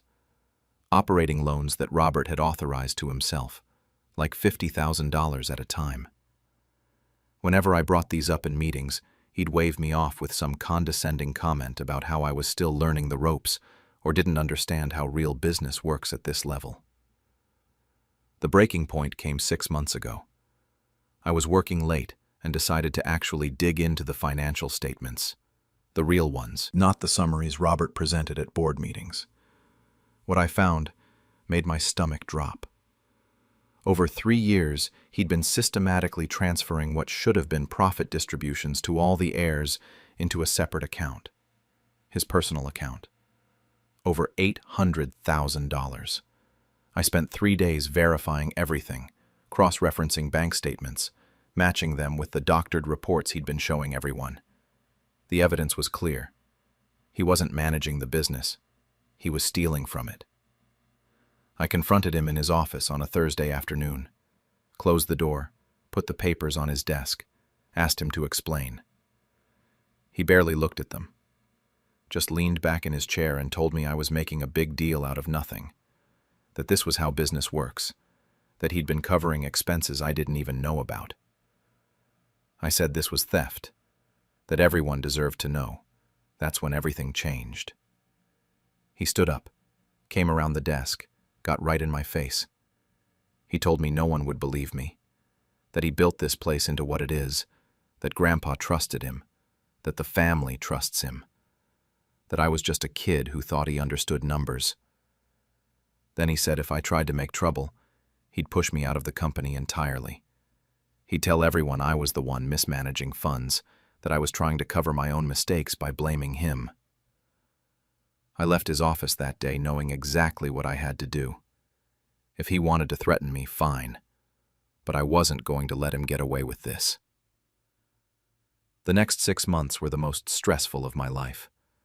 I still had to show up to work every day, sit in meetings with Robert, pretend everything was normal.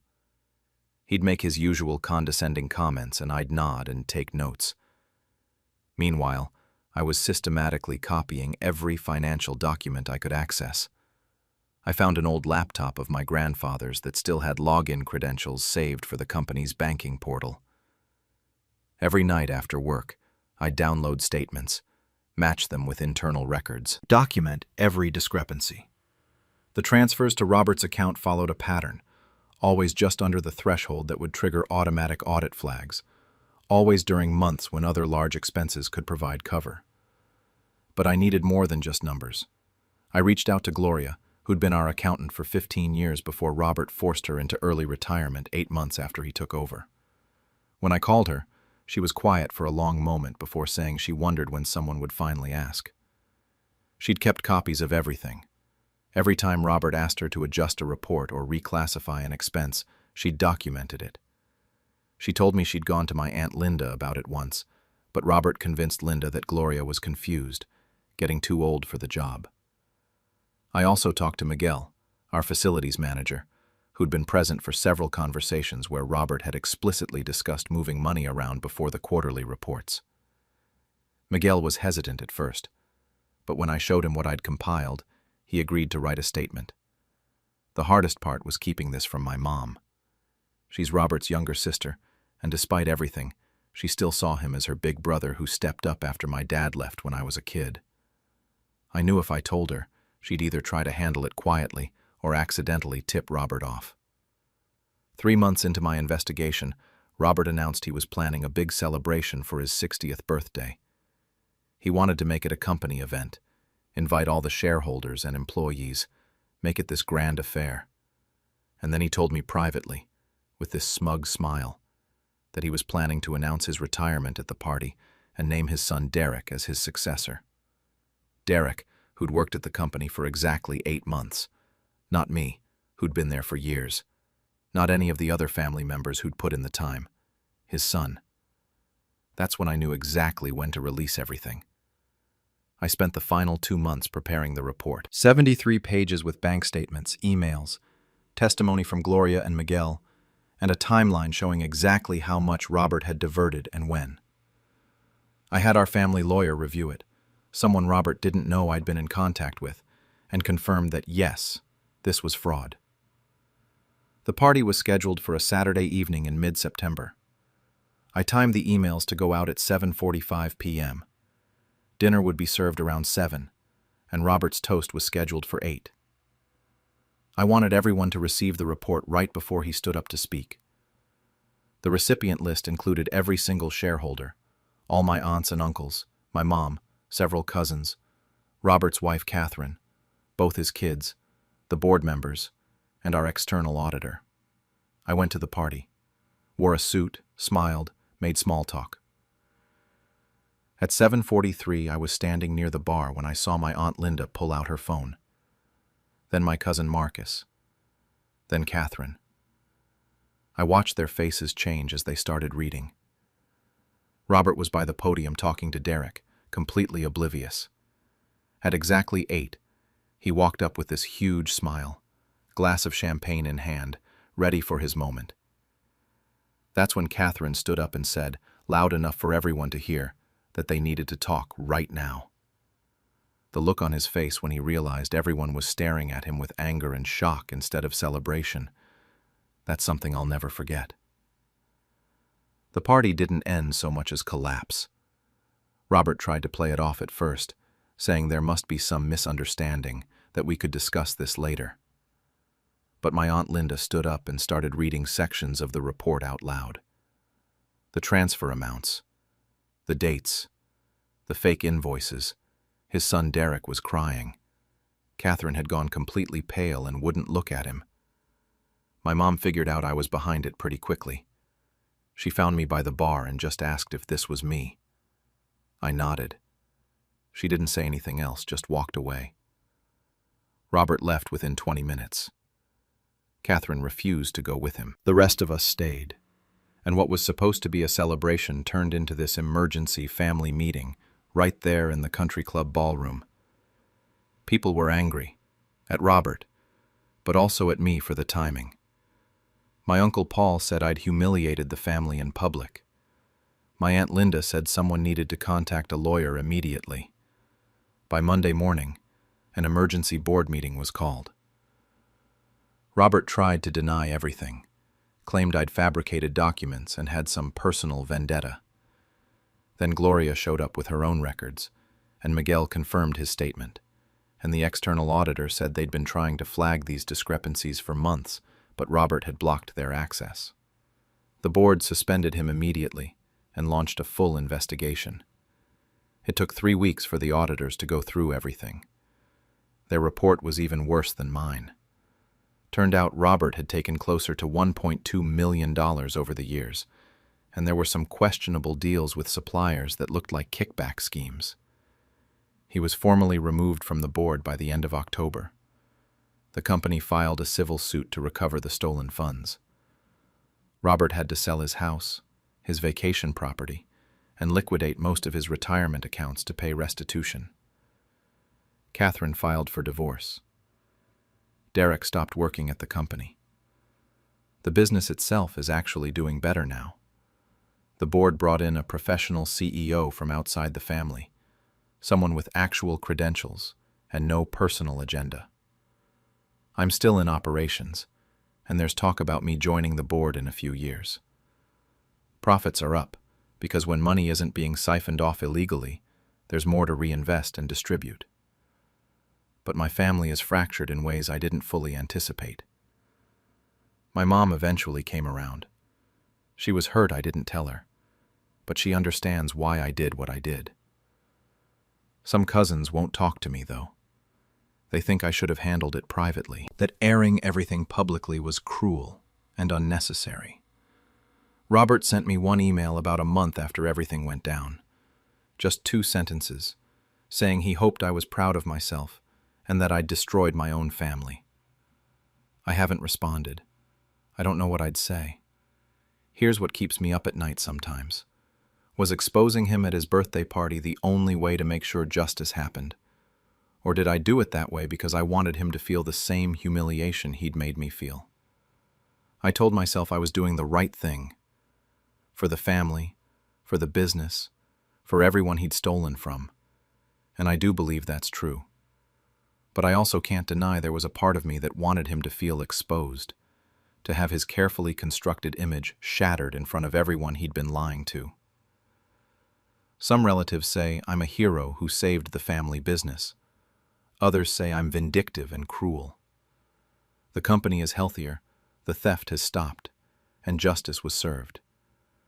But I also can't unsee the look on Derek's face that night, or the way my aunt sobbed in the parking lot, or the fact that half my extended family now treats me like I'm the villain in this story. The day I made my brother regret treating me like the family servant. I'm 29, and I've been dealing with my older brother Marcus, 35, and my sister Leah, 32, my entire life. Growing up as the youngest of 3, I got stuck with a label early on, the responsible one. What that actually meant was I became the family workhorse while my siblings did whatever they wanted. My parents ran a small convenience store in our neighborhood. Nothing fancy, just a regular corner store that paid the bills. After school, I'd be there stocking shelves, mopping floors, working the register. Marcus and Leah always had excuses. Homework, extracurriculars, hangout plans. I had chores. Mom and Dad would tell me I was special, that being dependable was a gift. Looking back, it was just their way of justifying why I did everything while my siblings coasted. When I turned 18, I had this whole plan to leave.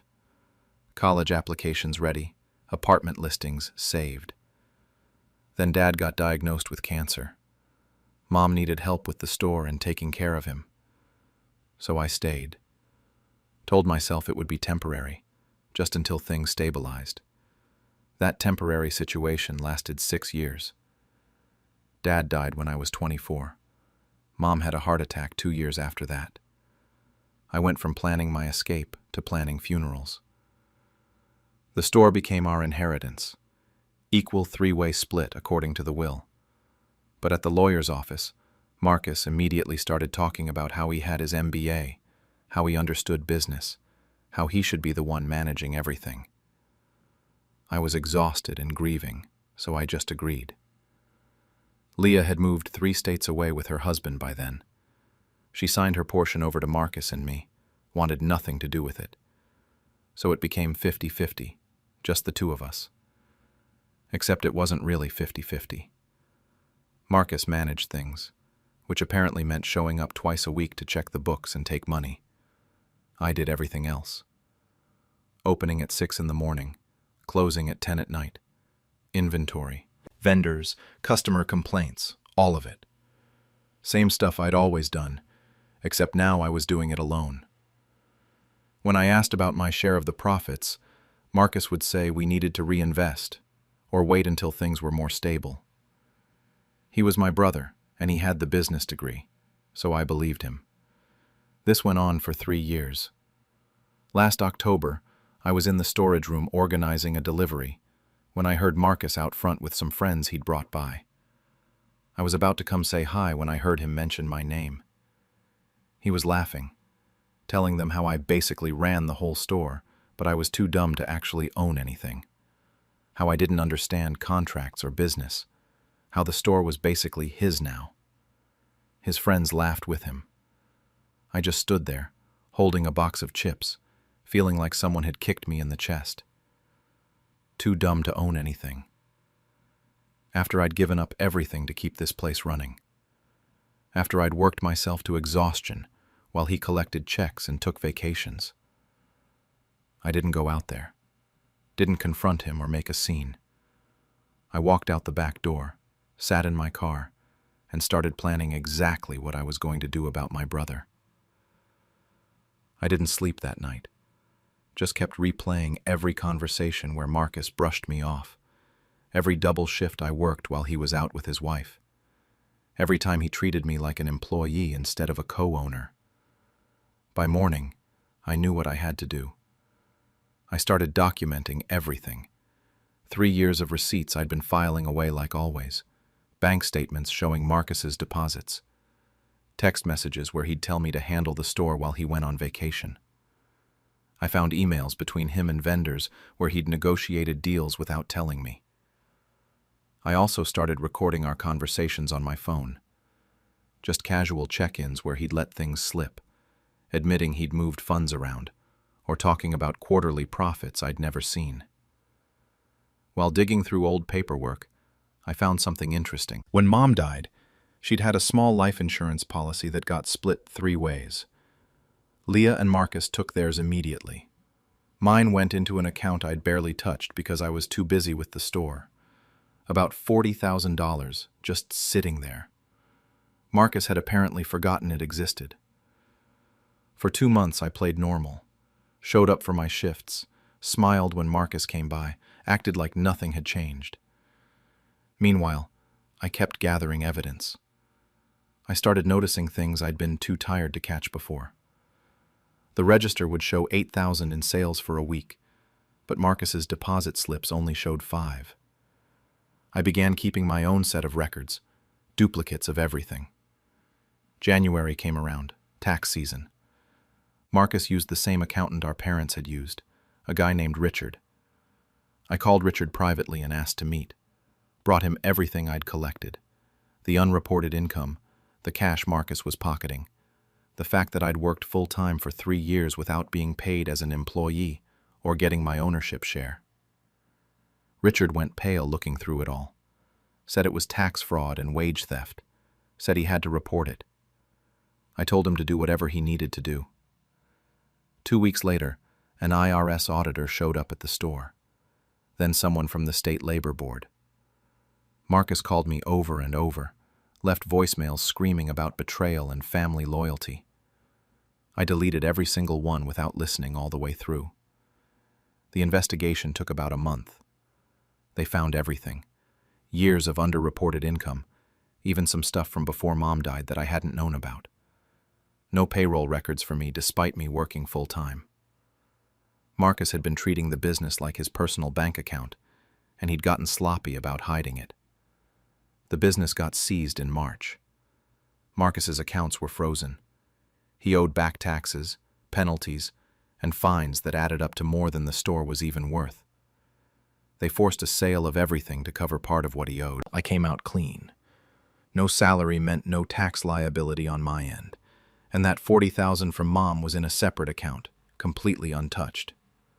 While Marcus was losing everything, I was already looking at commercial spaces for lease. In April, I used Mom's $40,000 as a down payment on a small commercial space 6 blocks away from where the old store had been. Signed the lease under my name only. Spent about a month getting it set up. Nothing fancy, but it was mine. I named it Ray's Corner Store after my dad. Felt like the right way to honor him, not whatever Marcus had turned our family business into. I opened in May. Word spread fast in the neighborhood. A lot of our old customers started coming by, said they were happy to see me running my own place. A few even mentioned they'd felt uncomfortable shopping at the old store toward the end, like they could tell something was off with how Marcus operated things.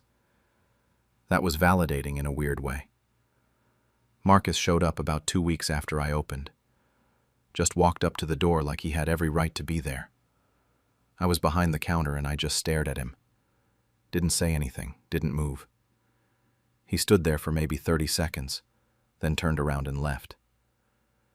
He stayed outside for a while looking through the window, then finally got in his car and drove away. Haven't seen him since. He's been posting on social media ever since, though. Vague stuff about ungrateful siblings and betrayal, how family should stick together no matter what. Leah called me once after seeing his posts, asked what actually happened. I explained everything, the whole 3 years of him stealing from me and the store. She got quiet for a long time, then said she was sorry for leaving me alone to deal with him. I told her it was fine.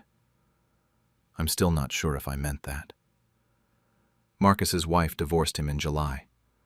Apparently she had no idea about the fraud, and once she found out, she wanted nothing to do with his legal mess. Last I heard, he's living in a 1-bedroom apartment and working some retail job. The irony isn't lost on me. My store's doing okay. Not great, I'm not getting rich or anything, but I'm breaking even and slowly building things up. I actually sleep through the night now, which is something I couldn't do for years.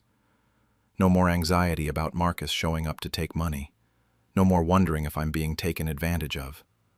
Some of my parents' old friends have reached out, saying I went too far, that I should have handled it within the family, that I destroyed my brother's life over money.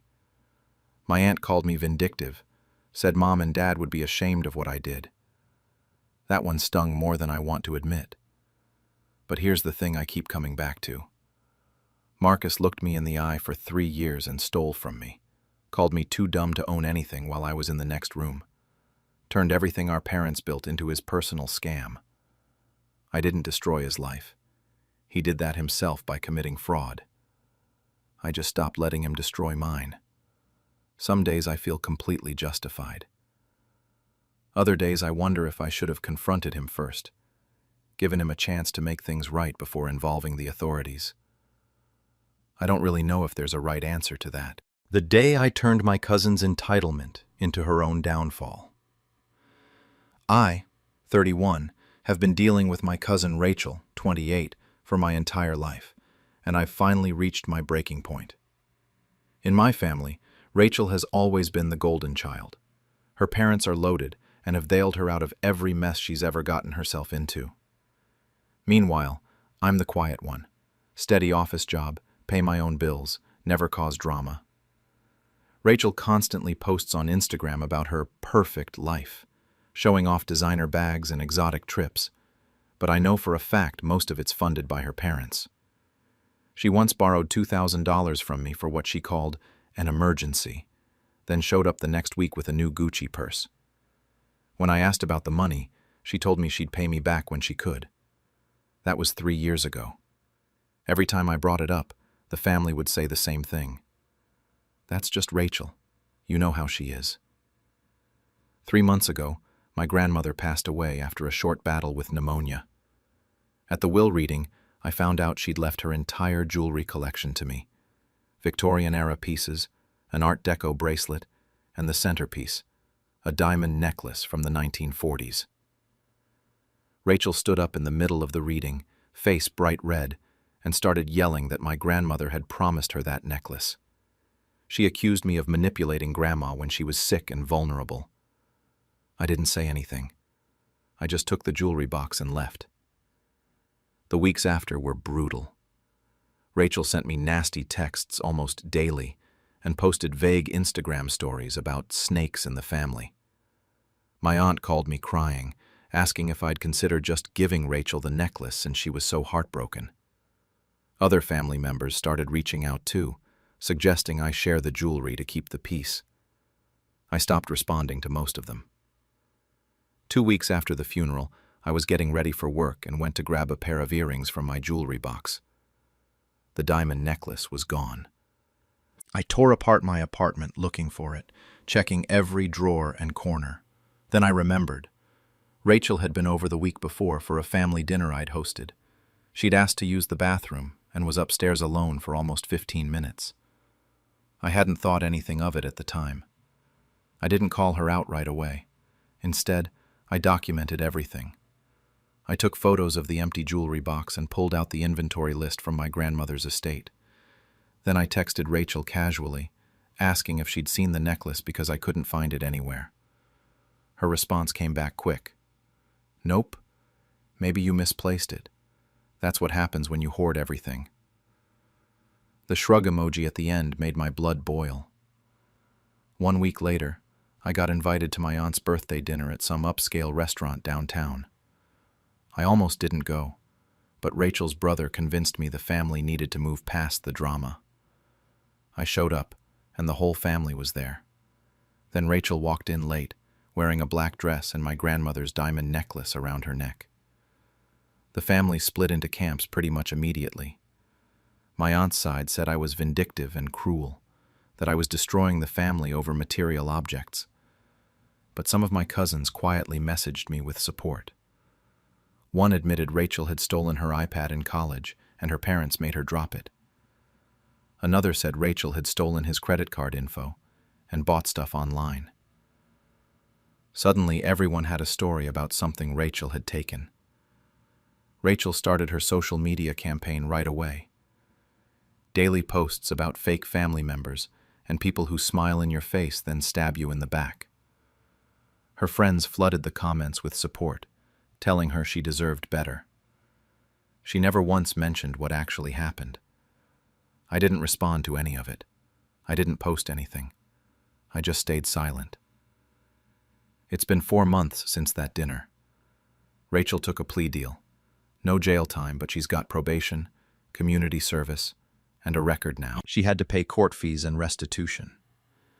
The story spread through the extended family like wildfire, and once people felt safe speaking up, more stories came out. My great-aunt revealed Rachel had stolen cash from her purse at Christmas 3 years ago. My uncle mentioned concert tickets Rachel never paid him back for. The golden child image shattered completely, and even her parents seem exhausted trying to defend her now. Family gatherings are awkward as hell these days, Some relatives won't invite both of us to the same events. My aunt hasn't spoken to me directly since everything happened. She sends messages through other family members. Rachel's brother apologized to me privately and said he knew she'd taken my stuff growing up, that he should have said something. Holidays are split now. Thanksgiving with one side, Christmas with the other. The jewelry is in a safety deposit box at the bank now. I take the necklace out sometimes and think about my grandmother. She told me once to stand up for myself, even when it's hard. I don't regret pressing charges, but the family fracture is painful. Some days I question if it was worth it. Most days I know it was. Rachel still posts those cryptic quotes about betrayal. She got a new job after her old employer let her go, and I'm pretty sure they found out about the theft charge. She's dating someone new and posts about him constantly, about finally finding someone real. She blocked me on everything, but I still hear updates through family. Apparently, she told her boyfriend I fabricated evidence against her. Just last week, my mom mentioned that my aunt asked if I'd be willing to talk things out with Rachel. She suggested family therapy to heal the rift. Rachel apparently agreed to it, though I think she just wants to look good. My mom asked if I'd be willing to try, and I haven't answered yet. Part of me wants the family to be whole again. But Rachel has never actually apologized. She's never taken real accountability. My aunt's request wasn't even about Rachel apologizing. It was about me forgiving and moving on. The necklace sits untouched in that safety deposit box, and I can still hear my grandmother's voice telling me not to let people walk all over me. But she also said family is important. I honestly don't know what the right answer is anymore. The day I made my stepmother choke on her own lies about family loyalty. I, 26F, lost my mom 2 years ago, and within a year, my dad remarried a woman named Carla, 55. A year. 12 months after we buried my mother, he was walking down the aisle again with this woman who smiled too much and hugged too tight whenever other people were around. I wanted to be happy for him. I really did. He seemed less lost, less empty than he'd been in those first horrible months. So I swallowed my discomfort and tried to welcome Carla into the family. That lasted about 3 visits. In public, Carla was this sweet, doting wife. She'd link her arm through Dad's and call me sweetheart and talk about how lucky she was to have such a wonderful stepdaughter. But the second we were alone, that mask came off. She'd move my stuff around when I stayed over, rearranging my old bedroom like she was erasing me piece by piece. My mail started disappearing, and she had this phrase she loved to use whenever I questioned anything. This is our house now. Not Dad's house, not our family home, hers. For the first 6 months, I tried to just deal with it. Dad seemed happy, and that's what mattered, right? I could handle some passive-aggressive furniture moving and territorial nonsense if it meant he wasn't drowning in grief anymore. Then, everything changed. About 8 months into their marriage, Dad started forgetting things. Small stuff at first, missing appointments, asking me the same question twice in one conversation, getting confused about what day it was. Within a few weeks, it got worse. His doctor confirmed what we'd all been dreading: early onset dementia. Carla moved fast. She immediately took over everything: his medications, his bank accounts, his medical decisions. She had power of attorney within a month. I watched her box me out systematically, claiming she was just trying to reduce his stress by handling everything herself. When I asked to be involved in his care, she'd smile that public smile and tell me she had it under control. Then she announced she was handling his will.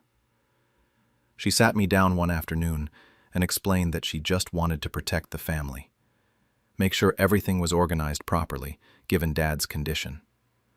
It sounded reasonable when she said it, but when I asked to see copies of the documents, Her whole demeanor shifted.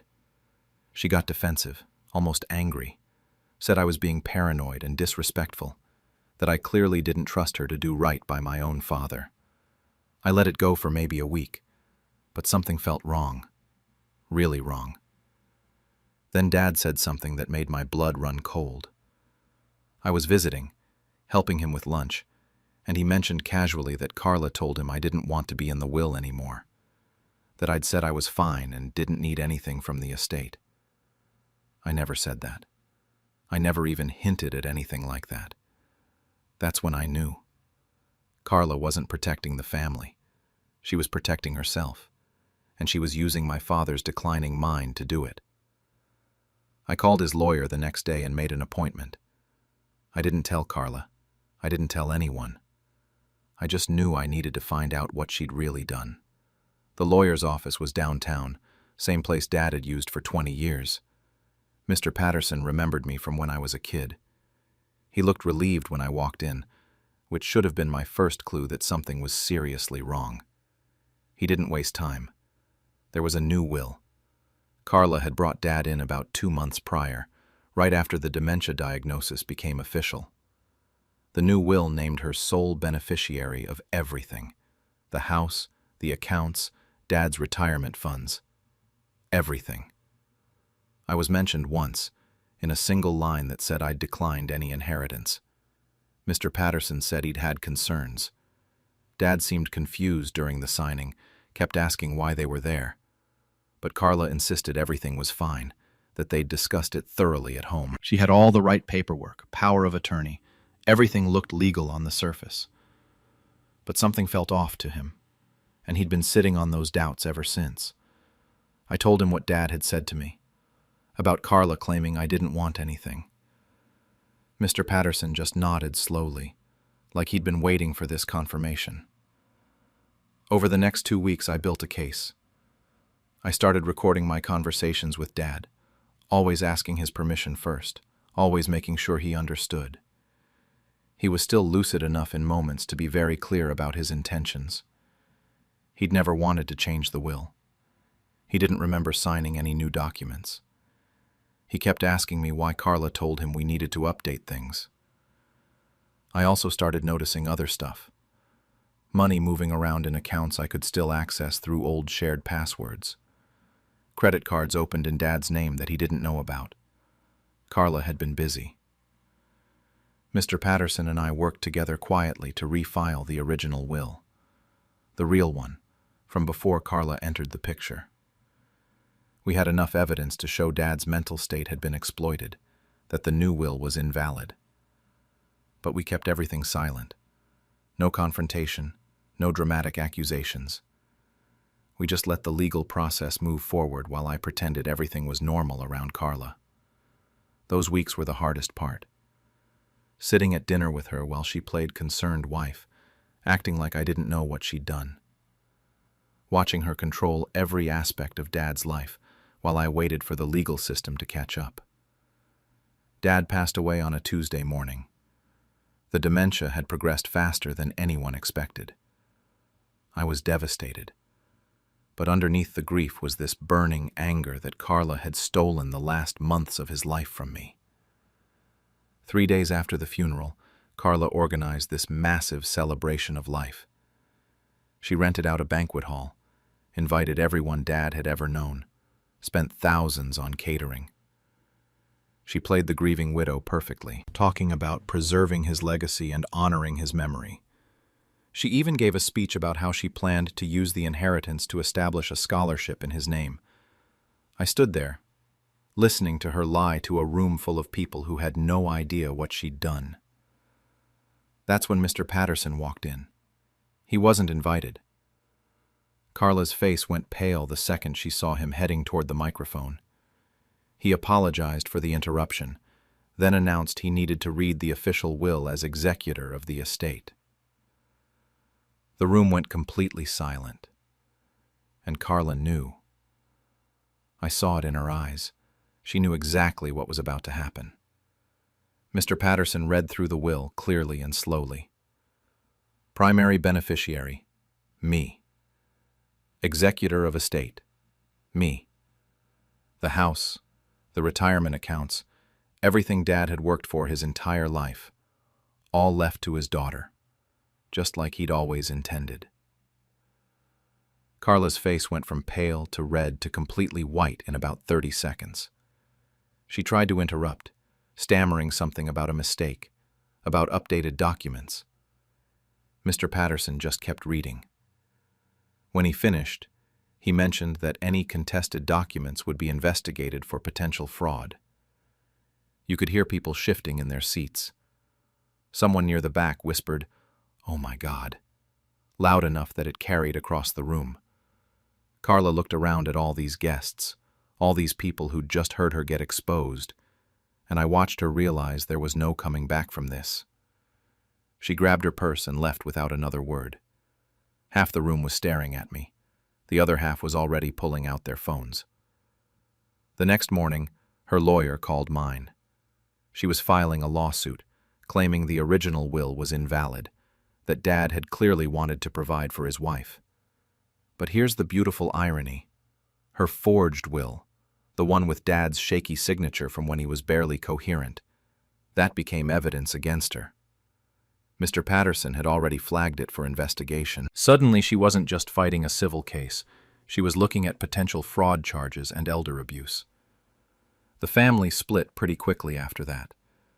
Some relatives came at me hard, saying I'd humiliated Carla unnecessarily, that I could have handled everything privately instead of exposing her in front of 100 people.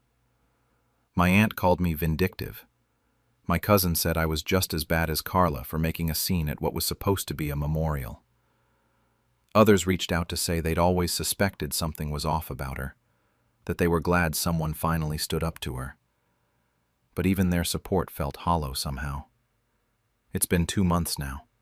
Carla's lawsuit is falling apart because her own forged documents are destroying her case. The investigation is ongoing. My lawyer says she'll probably face criminal charges, but these things take time. Meanwhile, I'm dealing with being executor of Dad's estate while half the family won't speak to me and the other half wants details about the legal proceedings. I keep going back to that moment in the banquet hall. Carla's face when she realized everyone knew what she'd done. Sometimes I feel guilty about it, about the public humiliation. Maybe I could have handled it differently. Maybe I should have confronted her privately, given her a chance to back down quietly.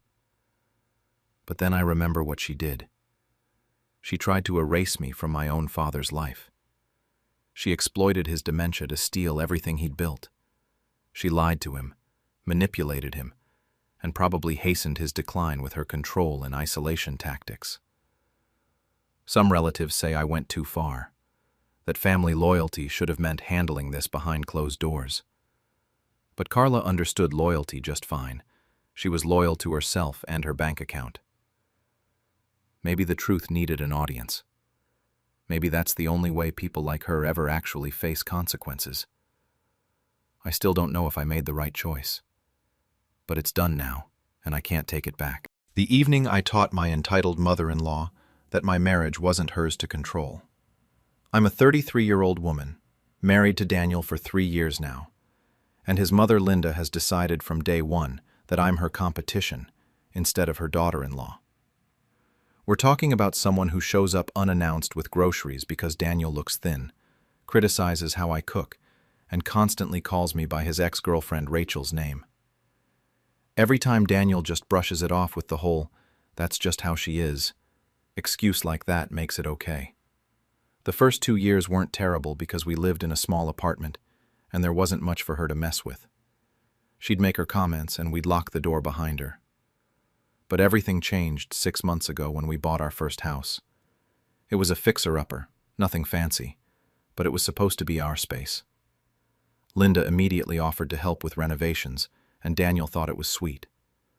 I should have known better. 2 weeks after we moved in, I came home to find she'd replaced our bedroom curtains without asking. Just swapped them out for these heavy floral things that belonged in a funeral home. When I questioned it, she told me the old ones looked cheap. Daniel said to let it go because she used her own money. Then she rearranged our furniture while we were at work. Then she threw out a box of my family photos because they clashed with her aesthetic. I confronted her about the photos, and she burst into tears, told Daniel I was being cruel to an old woman who just wanted to help. He actually asked me to apologize. I refused. It kept escalating. She had opinions about our paint colors, our dishes, where we hung the TV. Daniel kept defending her, saying I was too sensitive, and she'd been decorating for 40 years, so she knew what she was doing. 3 months in, she let herself into our house with the spare key Daniel had given her for emergencies and reorganized our entire kitchen. Threw out half my cooking supplies. When I got upset, Daniel asked me to just thank her. I told Linda she needed to call before coming over. She smiled and said family doesn't need permission, patted my hand like I was a child. The visits got worse. She'd show up with plants and decorations and just install them. She started calling it her grandson's house, even though we don't have kids. Every time I pushed back, she'd cry to Daniel about how unappreciated she felt. Last month, I installed a Ring doorbell just to see when she was coming.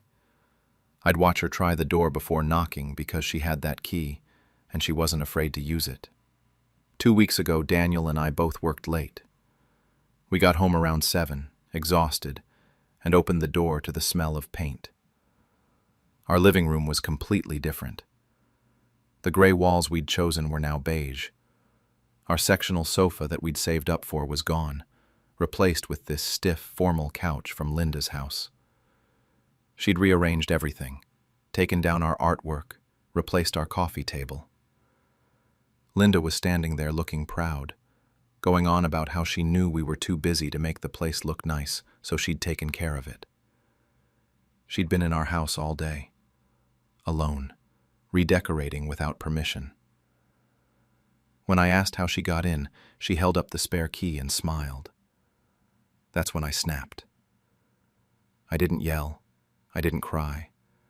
I just looked at Linda standing in my redecorated living room, holding that key like a trophy, and told her to leave. She started arguing, but I repeated it. Daniel was still in shock, but he walked her to the door. I could hear her outside telling him how ungrateful I was, how she'd worked all day to help us. The second Daniel came back inside, I laid it all out for him. Every boundary she'd crossed, every time he'd chosen keeping the peace over respecting his wife, every invasion of our privacy. I told him this wasn't about help, it was about control. She couldn't control his life anymore, so she was trying to control our home. For the first time, he actually listened. Maybe it was seeing our sofa gone, or the paint we'd chosen together covered up, but something clicked. He sat down on his mother's uncomfortable couch and asked what we should do. I already had a plan. At 9 that night, I called a 24-hour locksmith. Cost us extra for emergency service, but I didn't care. By midnight, every lock on our house was changed. Front door, back door, garage, everything. Linda's key was useless. Then I sent her a text. Kept it polite because I knew Daniel would see it, and she'd probably show other family members. I thanked her for thinking of us, but said her interior design services were no longer required. Told her our home was private space, and next time she needed to ring the doorbell like a guest and wait to be invited inside. Daniel read it before I sent it, and just nodded. I didn't mention the locks. I wanted her to figure it out herself. The next morning, I took the day off work. I knew Linda would show up. She always came over on Fridays while we were at work. Sure enough, around 10, my Ring doorbell alerted me. There she was, walking up with another bag of whatever, looking confident. I watched on my phone as she tried her key. Once, twice, 3 times. The confusion on her face turned to anger. She knocked hard. I didn't answer. She tried the key again, started calling Daniel. He'd turned his phone off like we'd agreed. Then she completely lost it, right there on our porch where the neighbors could see. Banging on the door, yelling about how disrespectful we were, how she had a right to enter her son's house, how I'd poisoned Daniel against his own mother.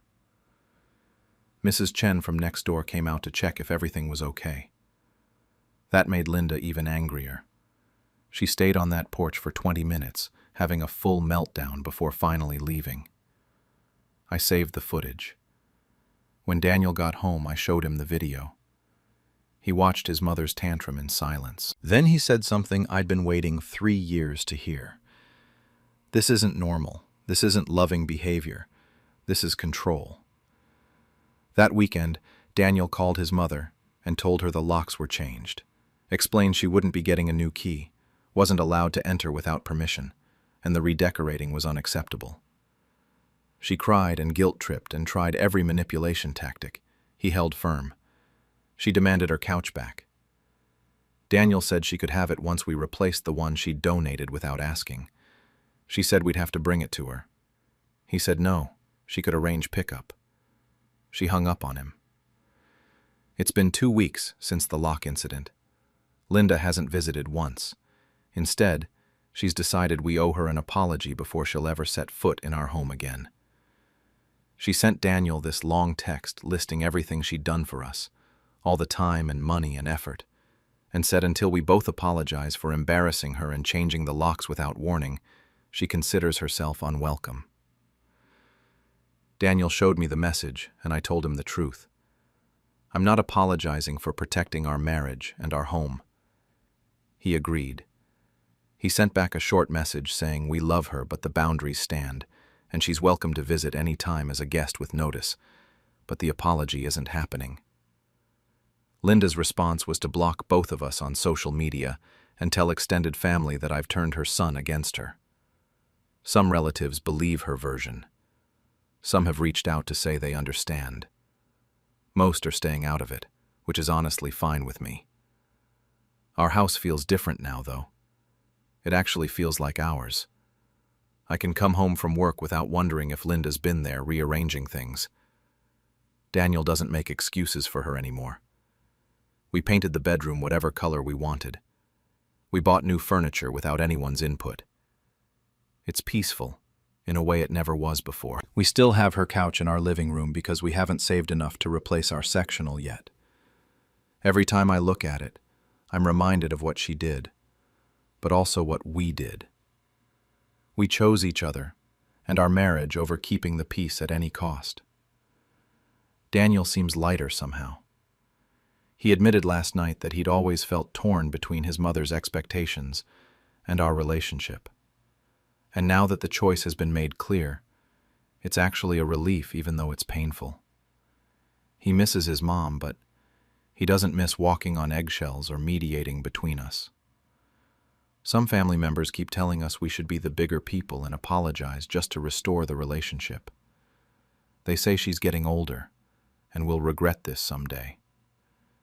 Maybe they're right about the regret part, I don't know. But if we apologize now, we're teaching her that she can violate our boundaries and throw a tantrum, and we'll cave. I can't do that. My own mother asked if I should have tried harder to make it work before it got to this point. Honestly, I don't know anymore. Should I have pushed back harder earlier? Should Daniel have stood up to her years ago? Maybe this could have been avoided. But also maybe this was always where we were headed, and at least now we own our own space. What I keep thinking about is whether locking her out was really too extreme.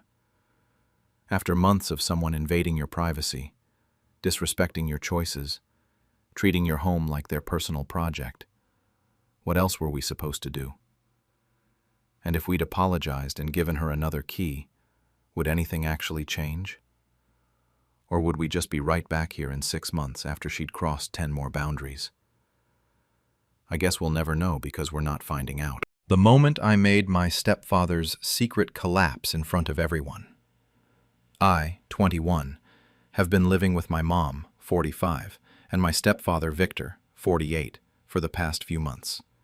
And I'm about to tell you how I destroyed his entire world in front of our family.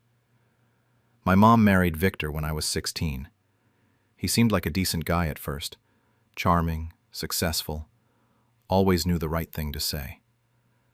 but there was something about him that felt rehearsed, like he was performing instead of just being himself.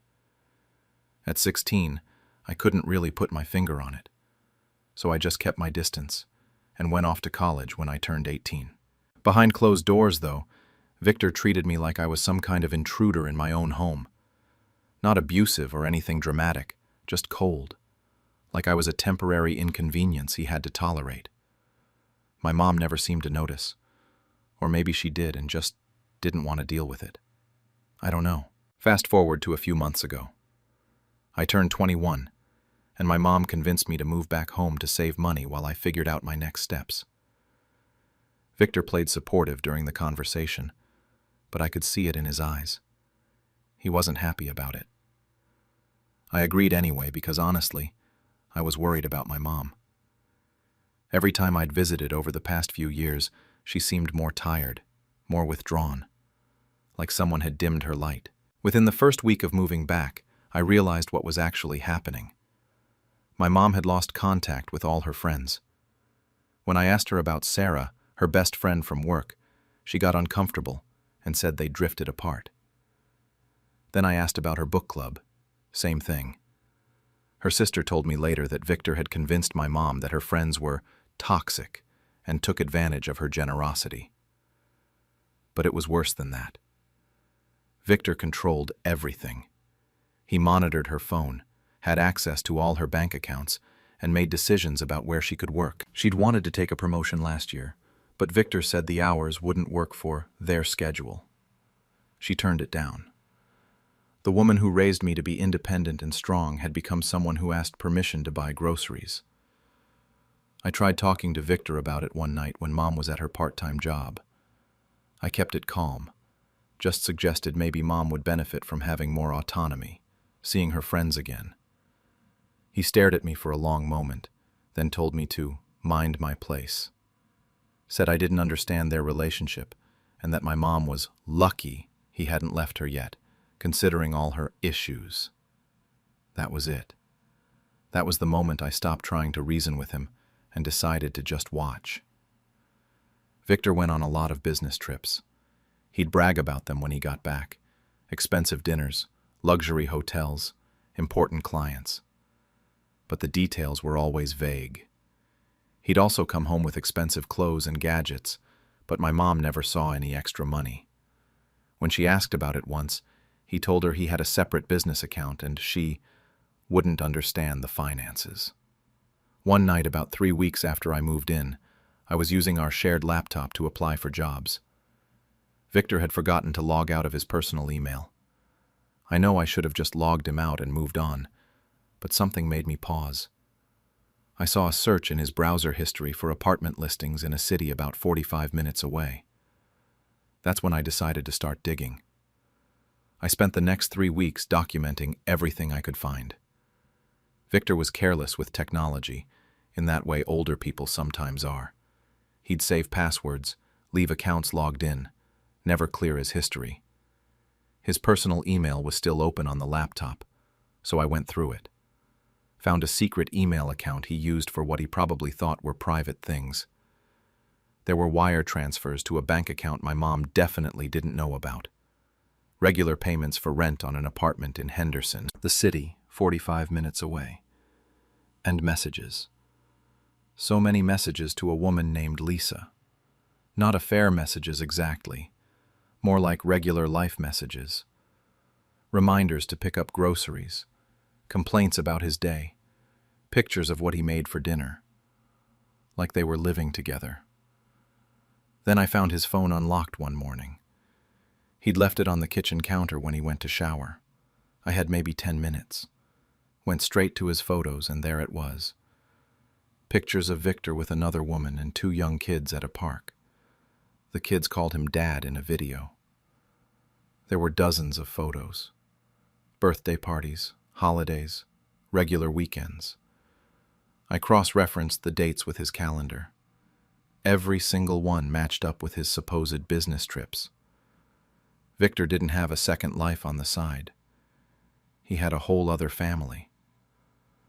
I sat with that information for days, trying to figure out what to do. If I told my mom privately, Victor would deny it. He was too good at manipulation, too practiced at twisting reality. He'd make her doubt me, doubt herself, and nothing would change. I'd seen him gaslight her too many times to think a private conversation would work. Mom's birthday was coming up in 2 weeks. Victor always made a huge production out of family events. He loved being the center of attention, playing the devoted husband in front of everyone. That's when I decided. If he wanted an audience, he'd get one. I printed everything. Bank statements showing the transfers, screenshots of the messages with Lisa, photos of him with the other family, and I made sure to print the ones where the kids were calling him Dad. I found the rental agreement with both his name and Lisa Chen listed as tenants. Put it all in a manila envelope, wrapped it like a birthday present, and labeled it Truth. The dinner was at our house. About 20 people showed up. My mom's sister and brother with their families, Victor's brother and his wife, some close family friends. Victor was in peak performance mode, making toasts about how my mom was the love of his life, how lucky he was. My mom smiled, but she had that exhausted look she always had now. She started opening presents. Mine was last in the pile. I watched her unwrap the envelope, saw her face go confused for a second before she opened it. Then she went completely white. Her hands started shaking as she flipped through the papers. The table went silent. Everyone just stared. Victor realized what was happening and lunged for the papers, but my aunt grabbed them first. She looked at the top photo and her mouth fell open. She started passing things around the table. Victor's denials came fast. "This is fake. Your daughter is lying. She's always been jealous of us." But my mom just held up the photo of him with the woman and kids. She asked who they were. Victor had no answer. He stammered something about it being complicated, tried to leave, but my uncle blocked the door. His brother started demanding answers. His sister-in-law was reading the rental agreement out loud. The whole thing collapsed in maybe 5 minutes. Victor finally admitted it wasn't what it looked like, but yes, there were complications in his life. Then he left, just walked out of his own house while everyone sat there in shock. That night my mom barely spoke. She just sat at the kitchen table staring at the papers, reading through everything over and over. I stayed up with her but didn't push her to talk. Around 3 in the morning, she finally went to bed. I heard her crying through the wall. The next morning, she came downstairs and asked how long I'd known. I told her 3 weeks, but that I'd been suspicious for months. She started crying again and said she knew something was wrong, but kept convincing herself she was just being paranoid. That Victor had told her she was too insecure, too jealous, and she'd believed him. She filed for divorce within a week. Her lawyer said the documentation I'd gathered made the case airtight. Victor tried to negotiate at first, wanted to keep the house, claimed my mom was being unreasonable. Then, discovery happened, and it got worse for him. He'd been funneling money from their joint accounts to his other life for over 2 years. Tens of thousands of dollars my mom thought was going to investments and his business. The other woman, Lisa, had no idea my mom existed either. Victor's lawyer accidentally let that slip during a meeting. She thought she was his only wife. He'd told her he was divorced. She left him too once she found out. My mom got the house and most of their assets. Victor's entire social circle cut him off. Someone from the dinner told someone who told someone, and it got back to people at his work. His reputation in town is basically destroyed. Last I heard, he's living in a 1-bedroom apartment and barely sees either family. His kids from both sides want nothing to do with him. It's been 3 months now. My mom is doing better. She's reconnecting with her old friends, going to therapy twice a week, talking about maybe taking some classes. She smiles more. But my extended family is a mess over this. My uncle says I did the right thing and he's proud of me. But my aunt, Mom's sister, says I humiliated Victor unnecessarily and should have told Mom privately. She thinks I'm cruel for doing it at a birthday dinner in front of everyone. Victor's side of the family obviously thinks I'm the worst person alive. His brother called me manipulative. His sister sent my mom a long message about how I destroyed their family and ruined Victor's life. Some of the family friends won't talk to me anymore. One of them told my mom I'm vindictive and that I clearly enjoyed hurting Victor. My mom defended me, but I know it bothers her that people think that way about me. Honestly, I don't feel guilty. I watched Victor control my mom for 5 years, watched her lose herself piece by piece. If I'd told her privately, he would have convinced her I was lying or exaggerating. He would have deleted everything and made me look crazy. The public exposure was the only way to make the truth undeniable. My mom says she's grateful, but also wishes it hadn't happened that way. I think she's still processing everything, and part of her is embarrassed that everyone knows. Sometimes I wonder if I should have found another way. But then I remember how small she looked before she opened that envelope. I remember Victor telling me she was lucky he hadn't left her. My aunt called yesterday, said I destroyed a family and need to apologize to Victor for humiliating him. I hung up on her. But now half my family thinks I'm a hero, and the other half thinks I'm a monster. And I'm starting to wonder if doing the right thing was supposed to feel this complicated. The morning I turned my father's manipulation into his public embarrassment. I, 29, have spent most of my life watching my father, 62, turn family dynamics into his personal theater of control. Growing up with my 2 siblings, we learned early that Dad's affection came with conditions. He'd praise me 1 week for getting good grades while tearing down my brother for the exact same achievement. Then next month, the roles would flip. He called it keeping us humble. I call it what it actually was, manipulation dressed up as parenting. The weird thing about this kind of upbringing is you don't realize how messed up it is until you're older. You just think that's how fathers are supposed to act. It wasn't until I moved out and started therapy that I understood none of it was normal. 5 years ago, I started my own business. I'd saved up money from my job, had a solid business plan, and honestly didn't need anyone's help. But the moment Dad found out, he suddenly became interested in my life again. He started calling me regularly, asking about the business, saying he wanted to help me become a real man. At first, I thought maybe this was his way of finally connecting with me as an adult. I was wrong. He offered to invest, but I'd already secured my own funding. When I told him I was good, he got defensive, said I was being prideful and that I'd regret not accepting guidance from someone with experience. To keep the peace, I agreed to list him as a consultant. It seemed harmless enough. He'd show up to maybe 1 meeting a month, nod along, and that was it. Here's the part that makes me feel stupid looking back. I started sending him monthly payments labeled as consulting fees. They weren't actually for consulting. They were just allowances I gave him because he kept hinting he was struggling financially, and I didn't want the family drama that would come from saying no. I labeled them professionally because it felt less pathetic than admitting I was basically giving my dad an allowance. The first year was fine. He'd mention my business at family dinners, say he was proud of me, normal dad stuff. But somewhere around year 2, things shifted.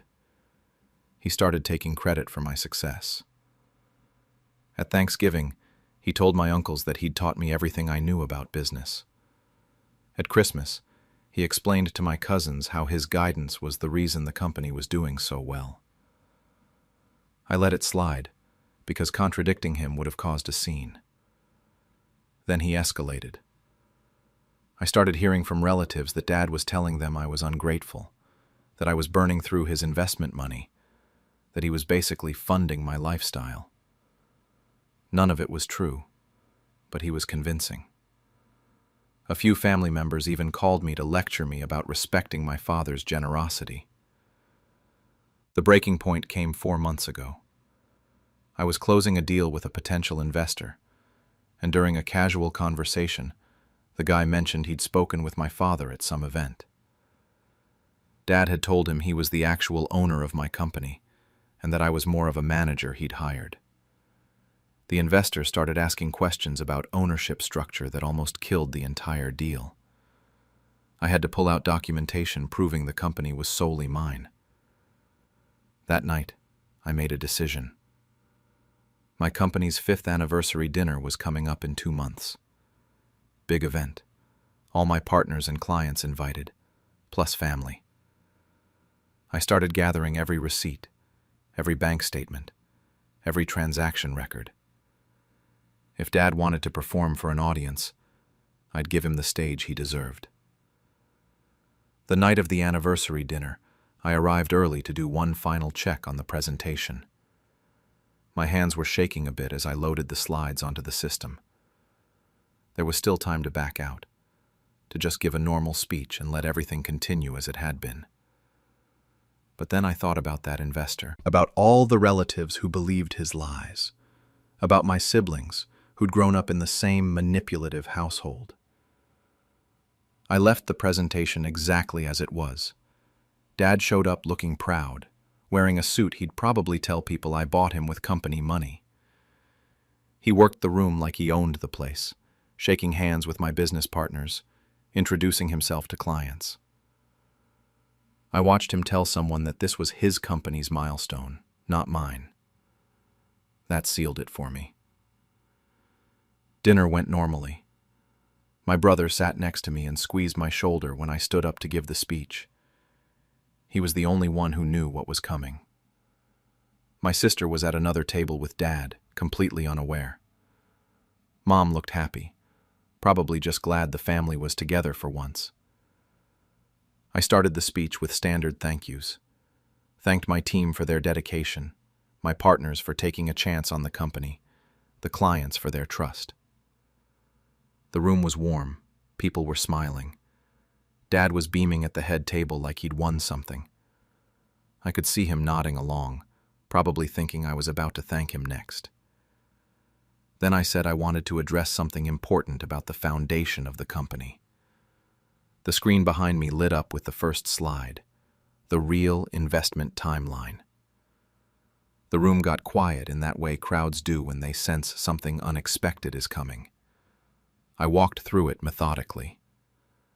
Slide 1 showed my initial business funding, every dollar from my personal savings and a small bank loan I'd taken out myself.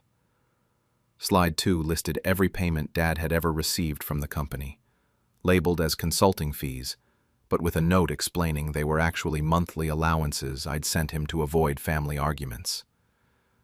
Slide 3 broke down his actual consulting contributions, which amounted to attending 3 meetings in 5 years and offering no documented input.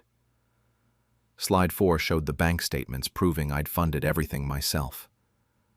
The silence was complete. I've never heard a room of 80 people be that quiet. Dad's face went from confused to pale to something like rage, all in the span of maybe 10 seconds. A few people at his table looked at him, then quickly looked away. My sister's mouth was literally hanging open. I kept talking, explaining calmly that I'd created the consultant arrangement to maintain family peace, that I'd never asked him for money, that every success the company achieved was built by the team in this room. I said I was setting the record straight because honesty mattered, especially on a night celebrating what we'd built together. Dad stood up. For a second I thought he might yell, might defend himself, might say something. But nothing came out. He just grabbed his jacket and walked out. Mom sat frozen for a moment, then hurried after him. My sister looked at me like I'd just burned down her house. I finished the speech by pivoting back to celebrating the company and thanking everyone for being there. People clapped, but it was awkward, scattered. The rest of the evening continued, but everyone knew what they'd witnessed. The next morning, My phone was flooded with messages. Dad had already called half the family to tell them I'd publicly humiliated him, that I was cruel and disrespectful, that after everything he'd tried to do for me, this was how I repaid him. My aunt sent me a long text about honoring your parents. My uncle said I should be ashamed. None of them asked for my side of the story first. But some relatives did reach out differently. My cousin called to say she'd always suspected Dad was lying about his involvement. My brother texted that he was proud of me for finally standing up. It was like the family split down the middle overnight, and everyone had to pick a side. Dad stopped coming to family events entirely. He told everyone he couldn't be around someone who'd disrespect him like that in front of strangers. Mom kept trying to mediate, suggesting we all sit down and talk, but Dad refused. He was fully committed to playing the victim now. The family group chat became a war zone until my brother just muted it. My sister didn't talk to me for 2 weeks. When she finally did, she said I was right about Dad, but that I'd handled it wrong. She thought I should have confronted him privately, not made it a public spectacle. Maybe she had a point. I don't know. Private confrontations had never worked before. The surprising part was how little it affected my business. A few partners pulled me aside after the dinner to say they respected the honesty. One client told me he'd dealt with a similar family situation and understood why I did it. The investor whose deal almost fell through actually reached back out, and we closed it a month later. Professionally, I came out fine. Personally, things are messier. 3 months later, Dad still isn't speaking to me. He started telling new stories now about how he built himself up from nothing, conveniently forgetting that his own father paid for his education and first house. Some family members who initially took his side are starting to notice the contradictions in his stories, but they haven't said anything to me directly. Mom calls every few weeks asking if I've thought about apologizing. She says it would heal the family, that Dad's getting older and I should make peace while I can. But I can't apologize for telling the truth. And honestly, the family wasn't healthy to begin with. Maybe it needed to break to have any chance of being real. My brother and I have gotten closer through all this. He's admitted Dad did similar things to him growing up, and he's glad someone finally called it out. My sister still keeps her distance, but she's civil at least. Holidays are different now. Thanksgiving was at my brother's place with just a few of us. Christmas might not happen at all as a full family gathering. Some relatives have stopped inviting me to things because they don't want the drama. Others have stopped inviting Dad for the same reason. I still don't know if I did the right thing. Part of me feels lighter, like I finally escaped something that was suffocating me for years. Another part feels guilty for blowing up the family structure, even if that structure was built on lies. 6 months ago, I made a choice to stop being silent. Now I'm living with what came after. Some days that feels like freedom. Other days it just feels lonely. The night I finally made my narcissistic mother feel the rejection she always gave me. I, 33F, was raised by a woman who believed motherhood was a spotlight, not a responsibility.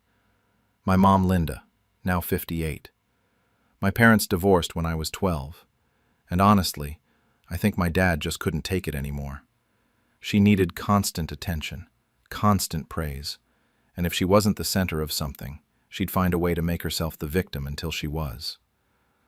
Growing up with her was exhausting. Every achievement I had got diminished. I'd bring home an award from school and she'd say, "Well, you didn't win first place."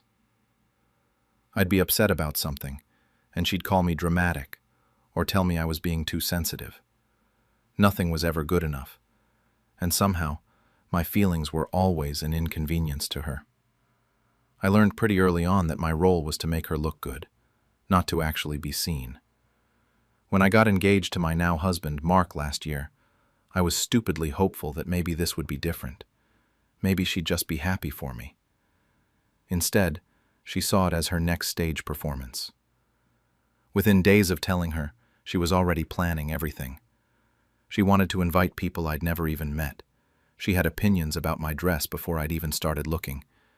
and she kept talking about how beautiful her daughter's wedding was going to be. Not my wedding. Hers. The fighting started almost immediately. She wanted control of the guest list, and when I said no, she told me I was being selfish.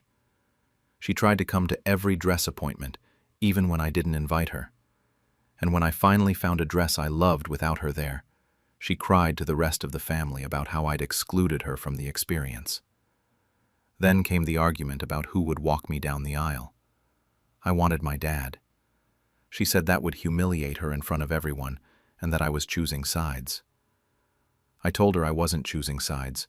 I just wanted my father to walk me down the aisle at my own wedding. She called me ungrateful and said I was embarrassing the family. But the final straw came about 2 months before the wedding date. Mark came home one evening looking uncomfortable, and I knew something was wrong. Turns out, my mom had pulled him aside at a family dinner and told him she didn't think I was ready for marriage. She said I was too immature, too emotional, and that he should really think about whether this was a good idea. She told my fiancé this, the man I was supposed to marry. That was it. I was done. I'd spent my entire life being told I wasn't good enough for her, and now she was trying to sabotage my marriage before it even started. So right then, I made a decision. My wedding was going to happen exactly as I wanted it, without her. I told Mark the plan, and he supported me completely. We were doing this, and she wasn't going to ruin it. The next day, I called my mom and told her we were postponing the wedding. I made up some excuse about venue issues and said we needed to push everything back by a few months. She acted concerned, but I could hear the relief in her voice.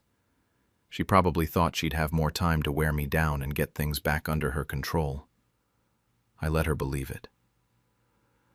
Mark and I spent the next 2 weeks planning the real wedding in secret. We kept the original date and booked a small venue about an hour outside the city.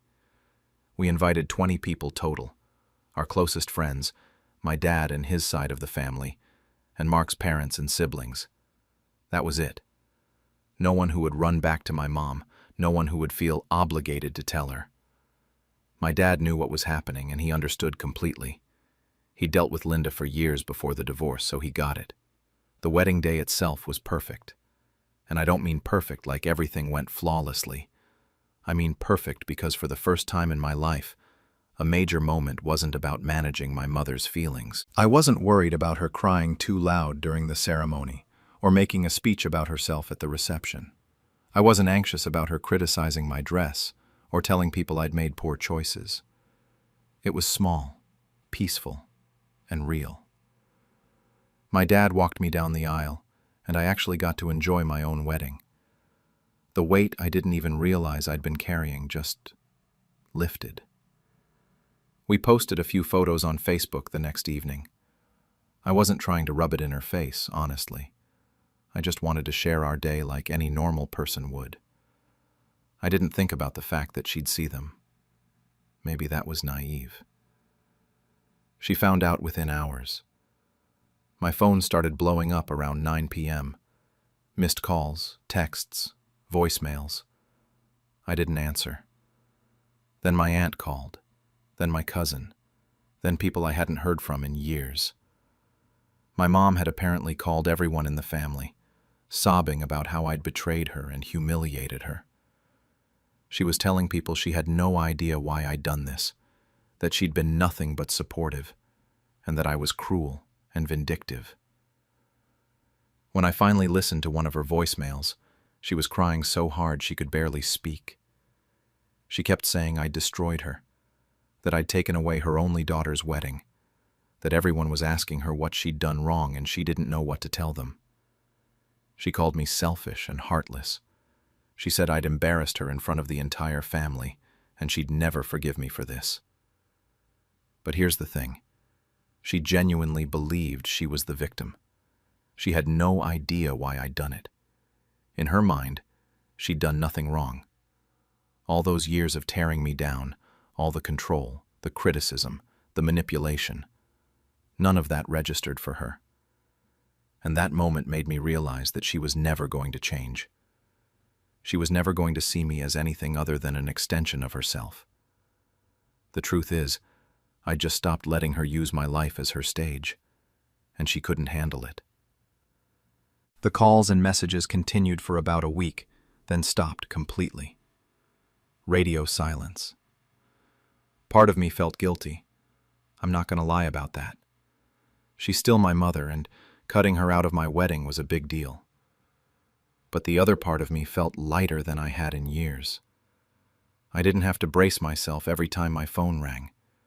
I didn't have to prepare for criticism disguised as concern. Mark and I just lived our lives, and it was peaceful. About 4 months later, I got a text from her. No apology, no acknowledgement of what had happened, just an invitation to her birthday party. She was turning 59 and apparently planning some big celebration at a restaurant with the whole family. The text was friendly, almost casual, like nothing had ever happened between us. Like she hadn't spent weeks telling everyone who would listen that I'd ruined her life. I sat with that invitation for a few days. I talked to Mark about it, talked to my dad. Part of me wondered if maybe this was her way of extending an olive branch, even if she couldn't actually apologize. But the more I thought about it, the more I realized this was just Linda wanting things back to normal, without having to acknowledge anything she'd done. She wanted me to show up, play the dutiful daughter, and pretend the wedding thing never happened. She wanted to go back to the way things were, where my life revolved around managing her feelings, so I didn't go. Instead, I sent her a card. Just a simple birthday card with one sentence inside. Now you know what it feels like to be left out. I know how that sounds. I know it was petty. But I needed her to understand, even just a little bit, what she'd put me through my entire life. All those moments she'd excluded me emotionally. All those times she'd made me feel like I wasn't enough. All the ways she'd rejected me while demanding I center my life around her. I wanted her to feel a fraction of that. She hasn't spoken to me since. It's been almost 5 months now, and I haven't heard a word from her. No angry calls, no guilt-tripping texts through other family members. Nothing. Complete silence. Some of my relatives have reached out to tell me she's hurt, that I should apologize, that I'm being too harsh. My dad thinks I did what I had to do. Mark's just glad I'm not crying every week about something she said anymore. And honestly, the silence feels like freedom. I don't wake up anxious anymore. I don't dread family events or phone calls. My marriage is stronger because I'm not constantly drained from dealing with her drama. But there's also this weird grief that comes with it. Not grief for losing her exactly, but grief for never having the mother I needed in the first place. I sometimes wonder if she'll ever reach out again, if she'll ever actually apologize or try to understand why I did what I did. But I'm not holding my breath. And I'm not sure I even want her to anymore. Maybe some relationships are healthier when they're just over. The calls and messages continued for about a week, then stopped completely. Radio silence. Part of me felt guilty. I'm not going to lie about that. She's still my mother, and cutting her out of my wedding was a big deal. But the other part of me felt lighter than I had in years. I didn't have to brace myself every time my phone rang. I didn't have to prepare for criticism disguised as concern. Mark and I just lived our lives, and it was peaceful. About 4 months later, I got a text from her. No apology, no acknowledgement of what had happened, just an invitation to her birthday party. She was turning 59 and apparently planning some big celebration at a restaurant with the whole family. The text was friendly, almost casual, like nothing had ever happened between us. Like she hadn't spent weeks telling everyone who would listen that I'd ruined her life. I sat with that invitation for a few days. I talked to Mark about it, talked to my dad. Part of me wondered if maybe this was her way of extending an olive branch, even if she couldn't actually apologize. But the more I thought about it, the more I realized this was just Linda, wanting things back to normal, without having to acknowledge anything she'd done. She wanted me to show up, play the dutiful daughter, and pretend the wedding thing never happened. She wanted to go back to the way things were, where my life revolved around managing her feelings. So I didn't go. Instead, I sent her a card. Just a simple birthday card with one sentence inside. Now you know what it feels like to be left out. I know how that sounds. I know it was petty.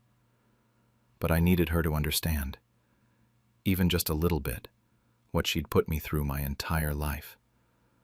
All those moments she'd excluded me emotionally. All those times she'd made me feel like I wasn't enough. All the ways she'd rejected me while demanding I center my life around her. I wanted her to feel a fraction of that. She hasn't spoken to me since.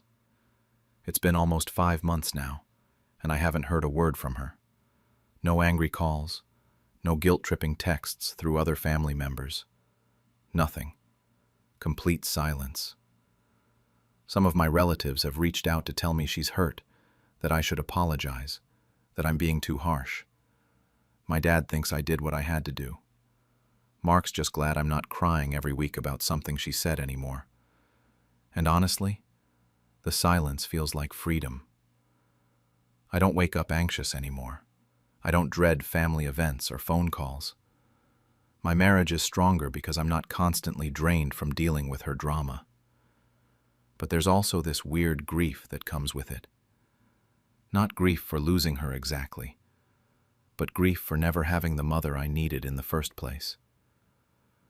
I sometimes wonder if she'll ever reach out again, if she'll ever actually apologize or try to understand why I did what I did. But I'm not holding my breath. And I'm not sure I even want her to anymore. Maybe some relationships are healthier when they're just over. The silence. After I sold the house, my family tried to steal from me. I, 28, had just inherited my grandparents' house after spending 2 years as their primary caregiver. While I was changing bedpans and cooking pureed meals, my parents, both in their mid-50s, my brother Marcus, 31, and my sister Ashley, 26, were too busy with their own lives to visit more than twice a year. When Grandpa died 6 months before Grandma, Marcus showed up for the funeral and left the same day. When Grandma finally passed, Ashley posted a long Facebook tribute about how much she'd miss her, which was funny because she hadn't called Grandma once in the last year. 3 weeks after Grandma's funeral, we all sat in the lawyer's office for the will reading. I knew the house was coming to me because Grandpa had told me himself, but watching my family's faces when the lawyer read it out loud was something else. My dad actually laughed, like it was a joke. My mom's mouth just hung open. Marcus leaned back in his chair and said the house should be split equally because that's what's fair. The lawyer explained that the will was very specific and legal, written when Grandpa was of sound mind. That shut them up for about 5 minutes. By the time we got to the parking lot, suddenly everyone had these beautiful memories of the house that I'd never heard about before. Mom remembered baking cookies there as a child. Dad talked about how his father built the deck himself. It was all very touching, except none of them had mentioned any of this when I was begging for help during those final months. The first week after the funeral, Mom called and suggested I keep the house in the family. She said it would mean so much to everyone. The second week, Dad mentioned he knew a contractor and started talking about renovations I hadn't asked about. By week 3, Marcus called asking if he could stay at the house for a few days while his apartment lease transitioned. I said okay because I'm an idiot who still wanted to believe my family wasn't completely awful. 3 weeks turned into 3 months. Every time I visited the house, something was different. Mom had rearranged all the furniture and thrown out boxes of Grandma's belongings without asking me. She redecorated the living room with new curtains and a different paint color. Ashley started bringing her kids over and posting photos on Instagram with captions like "family home" and "Sunday dinners at Grandma's place," even though Grandma was dead and Ashley never visited when she was alive. The real kicker came when I got a Venmo request from some college kid I'd never met. He thought I was the landlord. Turns out, Dad had rented out the finished basement and had been pocketing $800 a month for 6 weeks. When I called him on it, he said he was improving the property value and I should be thanking him. That's when I demanded a family meeting at the house. They all showed up already on the defensive, like I was the problem. Marcus told me I was being selfish and that Grandma would want us to share. Mom actually cried and said she felt kicked out of her childhood memories, which was rich, considering she hadn't lifted a finger to help during Grandma's actual childhood of dementia and confusion. Dad justified the tenant situation by saying he was being responsible. Then Mom said it. Family doesn't keep score. But they kept score of everything I ever owed them. Every favor, every borrowed $20, every time I couldn't make it to some family dinner because I was literally caring for dying people. I left that meeting and called a real estate agent the next morning. What they didn't know was that I had exactly 8 weeks to pull this off before they figured out what I was doing. I need to explain how I actually pulled off selling the house without them knowing. The agent listed it discreetly, with photos taken when Marcus was at work. I scheduled all the showings during his work hours and told him I was just stopping by to grab some of Grandma's old recipes or paperwork. He never even looked up from his video game. The first offer fell through after 2 weeks because the buyers got cold feet about the neighborhood. I was panicking because time was running out and my family was getting more comfortable. Ashley had started using the house for birthday parties. Mom's redecoration project expanded to the kitchen. Dad found a new tenant for the basement when the first one moved out and raised the rent to $900. None of that money ever made it to me. The whole time this was happening, I was having panic attacks, thinking they'd somehow claim squatters' rights or find a way to contest the will. Marcus had been living there for almost 3 months at that point. He'd moved in his gaming setup, his clothes, everything. When I asked when he was leaving, he just shrugged and said his new place fell through. Then I found the group chat. I wasn't included in it, obviously, but Marcus left his phone on the counter one day, and I saw the notifications. I shouldn't have looked, but I did. They were discussing how to manage the property together. My brother literally suggested they could contest the will as a united front if they just stayed put long enough. Dad wrote that possession is 9/10 of the law, and they just needed to hold their ground. That screenshot lives rent-free in my head. The second offer came through 3 weeks later. Cash buyers who wanted a quick close. My attorney handled everything. I had 3 weeks until closing, and I avoided that house completely. When they asked where I was, I said I was dealing with estate taxes and needed space to figure everything out. They actually seemed relieved I was staying away. 2 weeks before closing, I had my attorney serve Marcus with an official 30-day notice. It was legally required. My family thought I was bluffing to scare them into behaving. Marcus texted me that I couldn't kick out family and to stop being dramatic. Mom called crying, but it was that manipulative crying where she was more angry than sad. Dad didn't even bother responding, which told me everything. Moving day was a whole production. I hired a lawyer to be present and requested a police escort because I wasn't stupid. The new owners showed up with their moving truck at 9 a.m. on a Saturday. My entire family was inside having Sunday brunch because apparently they'd started a whole tradition in a house that wasn't theirs. The looks on their faces when the new owners walked in with the police will stay with me forever. Ashley started screaming. Her kids were crying. Mom collapsed on the couch and claimed she was having a heart attack, which disappeared the second the EMTs arrived. Dad threatened to sue everyone in the room. Marcus straight up refused to leave and had to be physically escorted out by the cops. Mom had boxes everywhere because she'd been slowly moving her own stuff in. Dad's tenant was sitting in the basement completely confused. The whole neighborhood came out to watch my family get removed from a house they never owned. Ashley recorded the whole thing on her phone and threatened to expose me on social media for elder abuse somehow, which made no sense because the elders were already dead.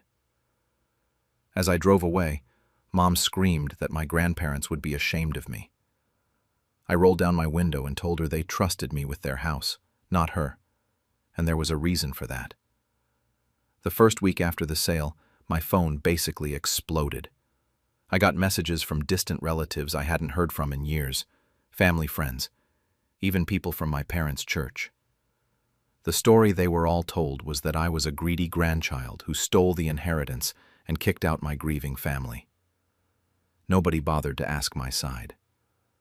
I blocked most of the numbers and changed my email. Dad tried to report Grandma's old car as stolen, even though it was left to me in the will. The police called me about it, and I had to fax them paperwork proving ownership. That's the level of petty we're talking about. I moved to a city 4 hours away about 2 weeks after closing. The house sold for $340,000, and after fees and paying off my grandparents' remaining medical debts, I netted around $285,000. I used it to clear my own debts, put a down payment on a small condo, and built an actual emergency fund. I also started a new job in marketing, something I couldn't do before because caregiving was basically my full-time life. For the first time in 3 years, I could make dinner plans without worrying about medication schedules or whether someone needed help getting to the bathroom. The freedom was unreal. But the guilt crept in at weird times. I'd see families at restaurants and wonder if I'd overreacted. The holidays were coming up, and I realized I had nobody to spend them with. It's been 3 months now, and I still get occasional messages. Last week, Ashley sent me one saying Mom is in therapy because of what I did. Marcus apparently moved back in with my parents after getting kicked out of the house, so his temporary situation became permanent anyway. Dad tells everyone at his workplace about his ungrateful daughter. None of them have apologized or even acknowledged what they actually did. Not once has anyone asked why I sold the house, just that I did it. I think about my grandparents' final months a lot. Grandma had dementia and didn't always recognize people toward the end, but she always knew me. Grandpa's last words to me were that I was a good kid and I shouldn't let people take advantage of my kindness. I wonder sometimes if he saw this coming. The will was specific, written when he was completely sound of mind with a lawyer present. He knew what he was doing. I could have warned them. Maybe I should have sat them down one final time and given them a chance to apologize and leave with dignity. But would it have changed anything? Or would they have just fought harder and made the sale impossible? Part of me wanted them to feel blindsided the same way I felt watching them move into a house that wasn't theirs and act like I didn't exist. I wonder if we'll ever reconcile. Thanksgiving is next week, and it'll be my first holiday without any family contact. I won't lie. I miss the idea of having a family. Not the reality of them, but the idea. Last month, Ashley sent me a friend request on social media. She didn't mention the house or anything, just acted like nothing happened. A few days ago, Mom sent me a birthday card with no return address. It just said, Mom, with no message inside. I don't know if these are actual olive branches or just new ways to manipulate me. I haven't responded to either. I have the silence I wanted, the peace I needed, the freedom I earned. But I can't stop thinking about whether I destroyed any chance of having a family again just to prove a point. Some people would say I should have been the bigger person. Others say they got exactly what they deserved. I still don't know which one is right. The weekend, I finally made my entitled brother realize Mom's love doesn't equal my money. I, 32F, have been dealing with my entitled older brother Kevin, 35, for my entire life. But this weekend, everything finally came to a head. Kevin has always been Mom's golden child. She paid his rent when he couldn't hold down a job, covered his credit card debts, even funded his spontaneous trips to Miami and Vegas. Meanwhile, I worked 2 jobs through college and bought my first car with money I saved from waitressing. The favoritism was so obvious that our dad used to joke about it, though I could tell it bothered him too. When Dad passed away 4 years ago, we both received a payout from his life insurance. It wasn't a fortune, maybe $50,000 each, but it was enough to make a real difference. I used mine carefully, put a down payment on a small 2-bedroom house, kept the rest in savings, finally had some financial security for the first time in my life. Kevin burned through his in under a year. He bought a BMW he couldn't afford to insure, invested in his buddy's crypto scheme that obviously tanked, and took his girlfriend at the time on a European vacation.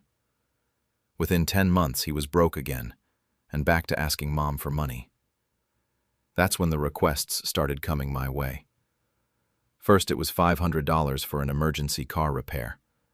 Then $1,200 because he got evicted and needed first and last month's rent somewhere new. Every time he promised he'd pay me back. Every time, I never saw a dollar returned. Mom would call me after I'd help him out, thanking me for being such a good sister, telling me how family sticks together.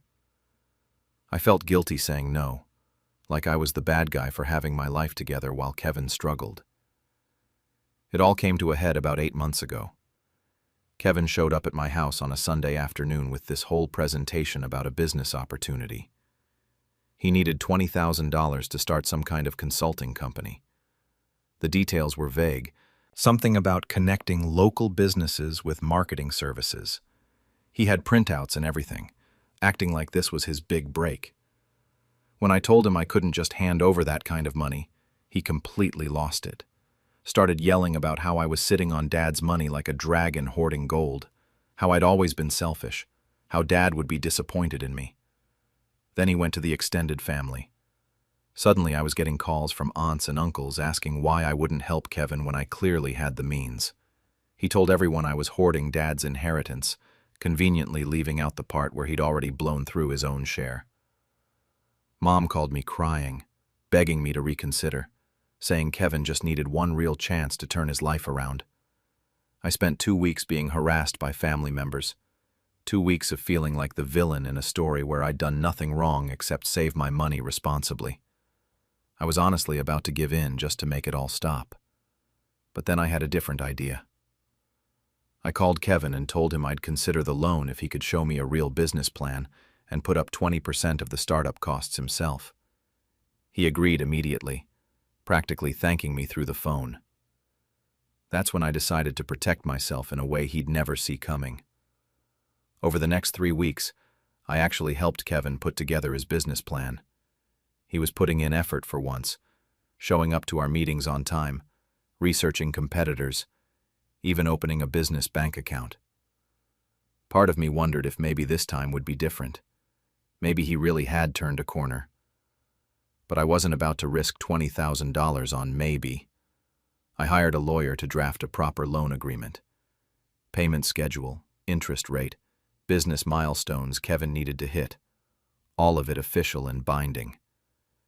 And buried in the legal language on page 7 was the clause I needed. If Kevin defaulted on repayment, he would forfeit his share of the family property. The house Mom still lived in, the one Dad left to both of us equally. I justified it to myself pretty easily. If Kevin was actually serious about making this business work, he'd pay me back, and the clause wouldn't matter. But if he wasn't serious, why should I be the only one losing something?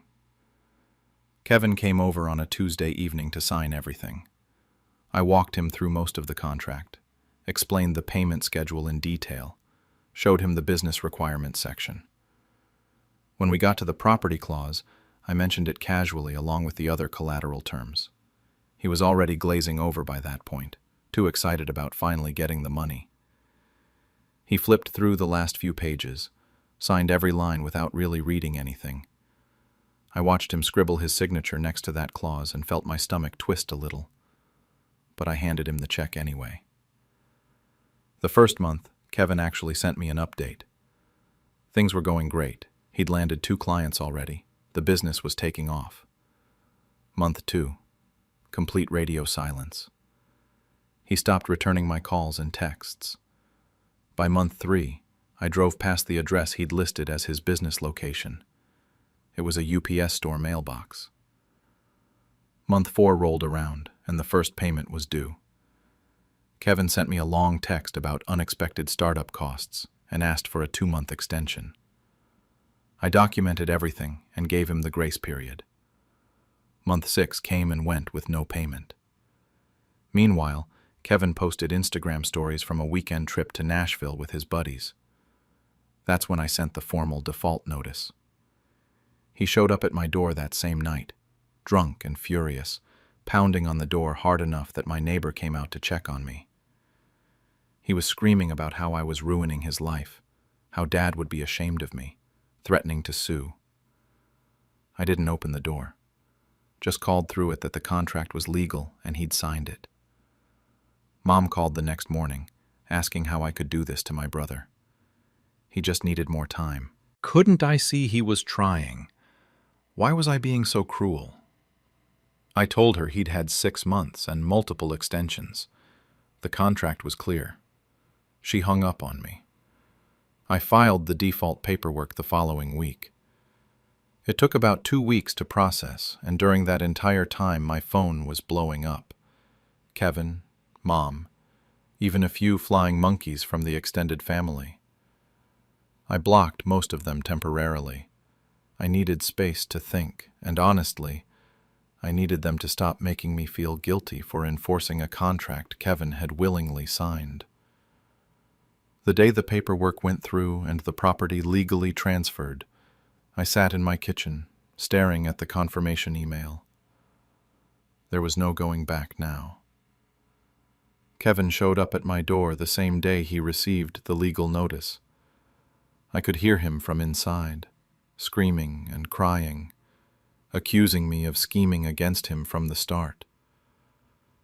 When I finally opened the door, he lunged forward like he wanted to come in, but I held up the contract with his signature circled in red. I pointed to the clause about the property forfeit. He insisted I'd tricked him, that I'd hidden it on purpose. I reminded him I'd given him 2 extra months, that I'd helped him build his business plan, that I'd actually tried to set him up for success. He called me a liar, and worse, before storming off. The last thing I said to him was that he did this to himself. Mom's reaction was somehow worse than Kevin's. She refused to believe he hadn't read the contract thoroughly.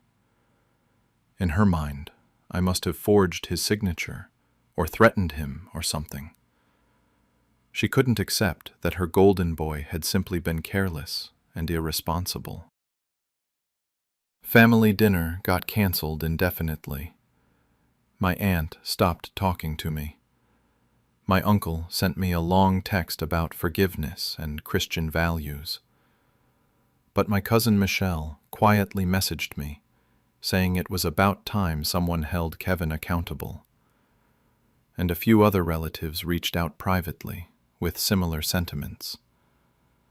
The family was split, right down the middle. Mom still lives in the house, but now she knows I technically own the majority of it. That power shift hangs over every conversation we have. Kevin's living in a rental now, some cheap place on the other side of town. From what I've heard through the family grapevine, he actually got a job. A real job with a paycheck and everything. First one he's held for more than a few months in years. He posts passive-aggressive stuff on Facebook sometimes about fake family and people who value money over blood. He's blocked me on everything, which honestly makes my life easier. Mom still sends him money from her Social Security to help with rent. Some things never change. I don't feel guilty about what I did, but I don't feel triumphant either. It's more like relief mixed with exhaustion. Sometimes I wonder if I should have just said no from the beginning, drawn a hard boundary without the elaborate contract. But I know Kevin. He would have found another way to manipulate me, another guilt trip, another crisis that only I could solve with my checkbook. At least this way it's finally over. My savings are still intact, my house is secure. I sleep through the night without worrying about the next panicked phone call about Kevin's latest disaster. It's been about 3 months since everything finalized. Mom still calls occasionally with her guilt trips, though they're getting less frequent. Kevin hasn't reached out at all. Michelle told me last week that he's actually doing okay at his job, showing up on time, acting responsible. Part of me wonders if losing something that mattered finally taught him the lesson Mom never would. Part of me wonders if he'll ever understand why I did what I did. Yesterday, I got a letter in the mail from a lawyer's office with Kevin's name on the return address. It's sitting on my kitchen counter right now, still unopened. I don't know if he's trying to fight this legally or if it's something else. Maybe an invoice for the money he still owes me, though that seems unlikely. For now, I'm leaving it sealed. I protected myself and my future. And whether that makes me smart or ruthless probably depends on who you ask in my family. When I let my father's favorite son learn the hard way what loyalty really means. I, 34, have spent my entire life watching my father worship my older brother Dan, 37, while treating me like an afterthought. It's one of those things you notice early on as a kid but don't really understand until you're older. By the time I figured it out, the pattern was already set in stone. Growing up, the double standard was insane. Dan dropped out of college his sophomore year, and Dad said he was finding himself. I graduated with honors 4 years later, and Dad told me I should have aimed higher. Dan got a DUI at 25, and Dad paid for the lawyer and told everyone his son was going through a rough patch. I got promoted to senior analyst at 28, and Dad barely looked up from his newspaper. It was always like that. Always. 5 years ago, everything changed when Dad had his first stroke. He survived, but he was never the same. Someone needed to step up, and of course that someone was me. I started taking him to doctor appointments every week, sometimes twice a week. I dealt with insurance companies, managed his medications, sat in hospital waiting rooms at 2 a.m. when he had complications. Dan called maybe twice a month if I was lucky. Too busy with work, he'd say. The thing that really got me was that even then, even when I was the only one showing up, Dad still lit up differently for Dan. When Dan did visit, Dad's whole face would change.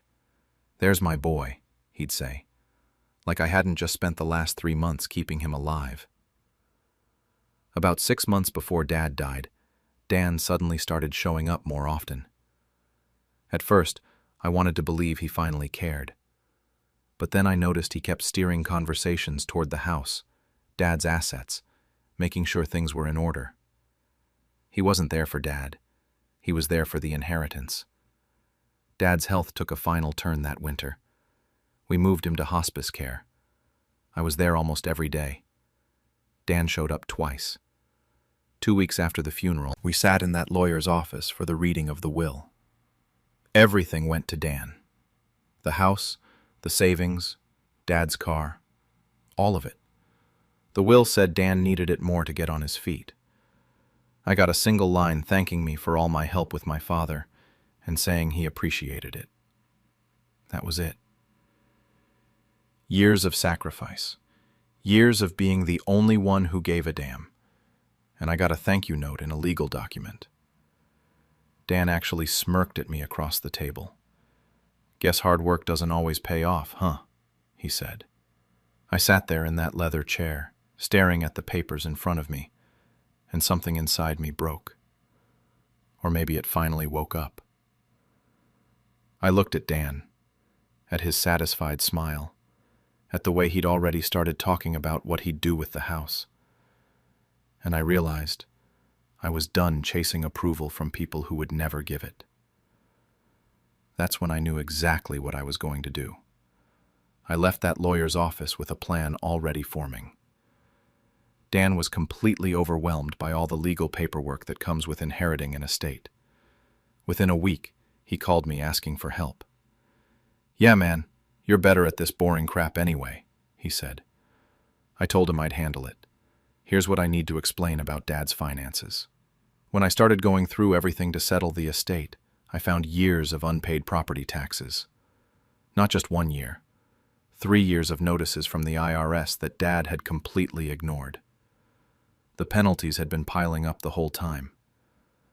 I'd actually tried talking to Dad about it twice, but he'd just wave me off and say he'd deal with it later. The thing about estate debt that most people don't know is that it transfers directly to the heir. The house wasn't just an asset.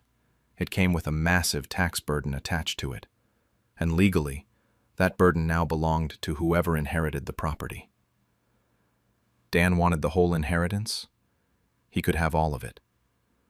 I spent the next month handling every single piece of paperwork meticulously. Every form was filled out correctly. Every document was filed on time.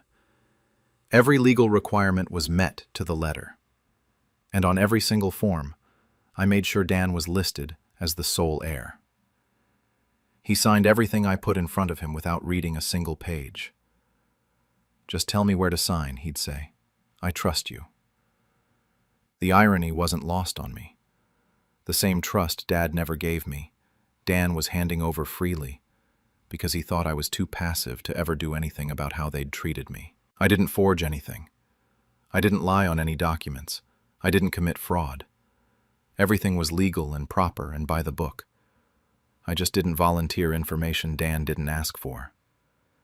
He never once asked if there were any debts or liens or tax issues. He just assumed he was getting a free house.